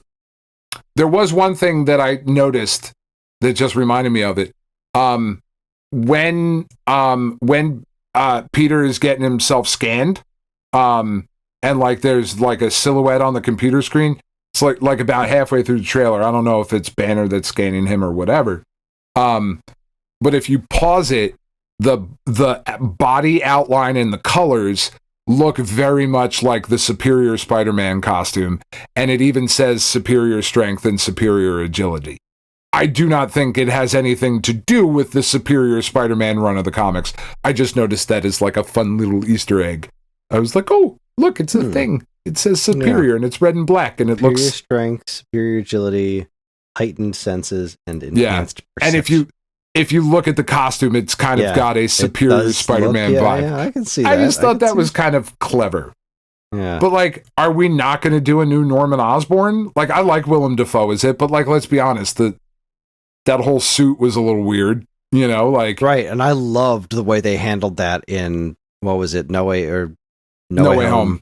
Yeah. The just... It was awesome. Basically taking that suit, taking the mask off, and just letting him be Green Goblin because his face is scary as shit. Like... Yeah. I don't know, Fantastic. man. I am so hyped for this movie, and I have no idea where they're going with it, which is wild. Because this trailer showed a lot and showed absolutely nothing. Yeah, like he's getting organic webbing, and the webbing seems it's clearly stronger. Yeah, and like that's interesting as a follow up to the conversation, like him meeting those other Spider-Men, and like especially meeting Toby, and like he has the organic webs, and he was fascinated by that, and I'm also a sucker for the love story. And also, that's not fucking Rogue in the bus. Stop that. that I think was thrown in there to purposely take all the fucking YouTube guys and be like, fucking Rogue confirmed, you know? Yeah, everyone's just like, nope, it's 100% Rogue. Like, I mean, I guess I can't say that it's 100% not. It could be. It could be. She's wearing green and white, but because she's a Jets fan. Yeah. And also, fuck the Jets. Ugh, God. So awful. And like, who is that? Like, that doesn't appear to be any sort of named actress. Like, nobody that we recognize. They're not going to have... No, it was just a silly, fun thing. But who is Keith David playing? Why is he narrating in the fucking trailer? Taylor Trammell is fucking in it. That dude's great. Is he just going to be the head of damage control, maybe? Like, they showed so much and showed absolutely nothing in this trailer. It's actually quite brilliant. I'm really quite a sucker for the love story. I want to see what happens with him and MJ, because I really like those two. I do too. I like her so much more than Mary Jane Watson. Yeah. I have never thought that the problem with Spider-Man stories was their relationship. I hated the fucking Mephisto thing in the comics. I still I hated it. It was so dumb. Like, you're making a deal with Mephisto to fucking save, like, stop it. This is not the problem with Spider-Man comics, is that he's married. Stop. Batman has a kid. Shut up. Just, anyway, this fucking trailer looked great. I'm really, really excited. Really, really excited for this. Same. Yeah. We're getting this year. We're getting Supergirl. We're getting the Super Mario Galaxy movie. Avengers Doomsday. Like, what? Comic book movies. We are so back, Kris. We are so back. We're so back, chat. Locked in. God, Karen and I were both freaking out about the trailer. And we were texting each other because she was at work in the office when it came out. And she was like, did they kill Aunt May? I'm like, yeah, Goblin killed her in the last movie. She's like, holy shit, I really need to rewatch that movie. Yeah, you do. It's like, how did you forget that? It's a pretty, she even does the great power, great responsibility shit. It was a big thing. It's the best that's ever been. Because it's not some tottering old fuck like in the Tobey Maguire shit. They were so old in the Tobey Maguire Spider-Man trilogy. They really so were. Yeah. I know they're old in the comics too. Like, yeah, they're like I get ancient. It. Yeah, but good God. Yeah, I'm in. And this one, when is this? May, right? Yeah, Aunt May. Aunt May. Shut up. What's wrong with you? It's July. Aunt July. Oh, Aunt July. It comes out Aunt Jemima 31st. So I don't know. I'm pretty sure that at this point, you have an episode title picked out and you might already have started making art. But I would like to lobby for, it's July, Aunt July as the title of this episode. That was fucking funny. I don't know if anybody else is going to find that as funny as we will, because we've been doing this now for a few hours and we're both tired, but son of a bitch. Aunt Jemima, come on, I was really proud of that. Oh, fuck me running. All right. That's it. That's all I got. Mandalorian and Grogu is this year, and Mortal Kombat 2. Now I'm just looking at, and Masters of the Universe. Fuck, I forgot. I didn't forget. I just didn't realize. I'm going to be spending so much money in the theaters this year. Oh, I tell you what I'm not spending money on is the $50 Yoshi bucket. Oh boy, yeah, that's a pricey bucket. I don't care for that. Talking Flower is less expensive than Yoshi bucket. Unacceptable. Yeah, that's weird. Oh, there's a Paw Patrol Dino movie that's coming out August 14th. Can't fucking wait for that. Sign me up. Shit. Street Fighter. Godzilla -0. Fuck. All right, I'm just going to keep reading movie titles. Hold on. I'm just going to go in order. Let me go back to January. When's Voltron? Is that next year? I think that's next year. Yeah. The new Hunger Games, Jumanji 3. I love those Jumanji movies. I don't give a fuck what anybody says. I might watch the Dune movies before this new one comes out. Did you watch those? The new Dune, no, I haven't Timothy seen any Chalamet of them vehicles? Yet. I'm interested in them, but I haven't seen them yet. I'd never read the book. I don't know the original shit. It's just like this one weird, like, significant pop culture hole that I have in my oeuvre, I suppose. I mean, look, I'm just going to say it right now. I fucking love Voltron. And the notion of Henry Cavill as King Alfor and Sterling K. Brown as Zarkon makes me so, so happy. So wet. Please don't suck. I'm begging you.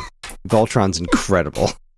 Yeah, Voltron's great. And put good people on cool ideas and cool shit will happen. Yeah. Okay. All right, done. Shut up. That's it. Go home, everyone. Go home, Frank. Join us next week. Closed the page with the script. I kept open everything else except for my goddamn script. That is it, everybody. That is our show. Join us next time for the SAG Cartoon Express, where we'll be watching the Wing Commander. We just talked about all this really cool shit that we're excited to watch. Yep. But next week we're going to watch an episode of Wing Commander. The episode is expendable. I'm certain it will be a work of art. I'm sure it will. We're on most social media platforms, and if you want to get in touch with us, we aren't very difficult to find. All it takes is a quick look at our show notes, and you'll see links to our social media accounts, as well as all manner of other fun stuff, like a link to our namesake, StoneAgeGamer.com, and more useful links than you can shake a joystick at. If you'd like to get early access to this show's episodes, as well as a bevy of other shows in the Geekade Podcast Network, check out our Patreon, also linked to in the show notes. It helps keep this show running week after week, and all our patrons are loved and appreciated. This show's theme song, Squared Roots, was written by Banjo Guy Ali. You can learn all about his wonderful music and more by following the link to his YouTube channel, also in the show notes. And finally, as always, we'd like to thank our intrepid editor, Evan, for making the show listenable for all you folks. I'd like to thank all you folks for listening in the first place. That is it. On behalf of Dan and myself, keep playing games.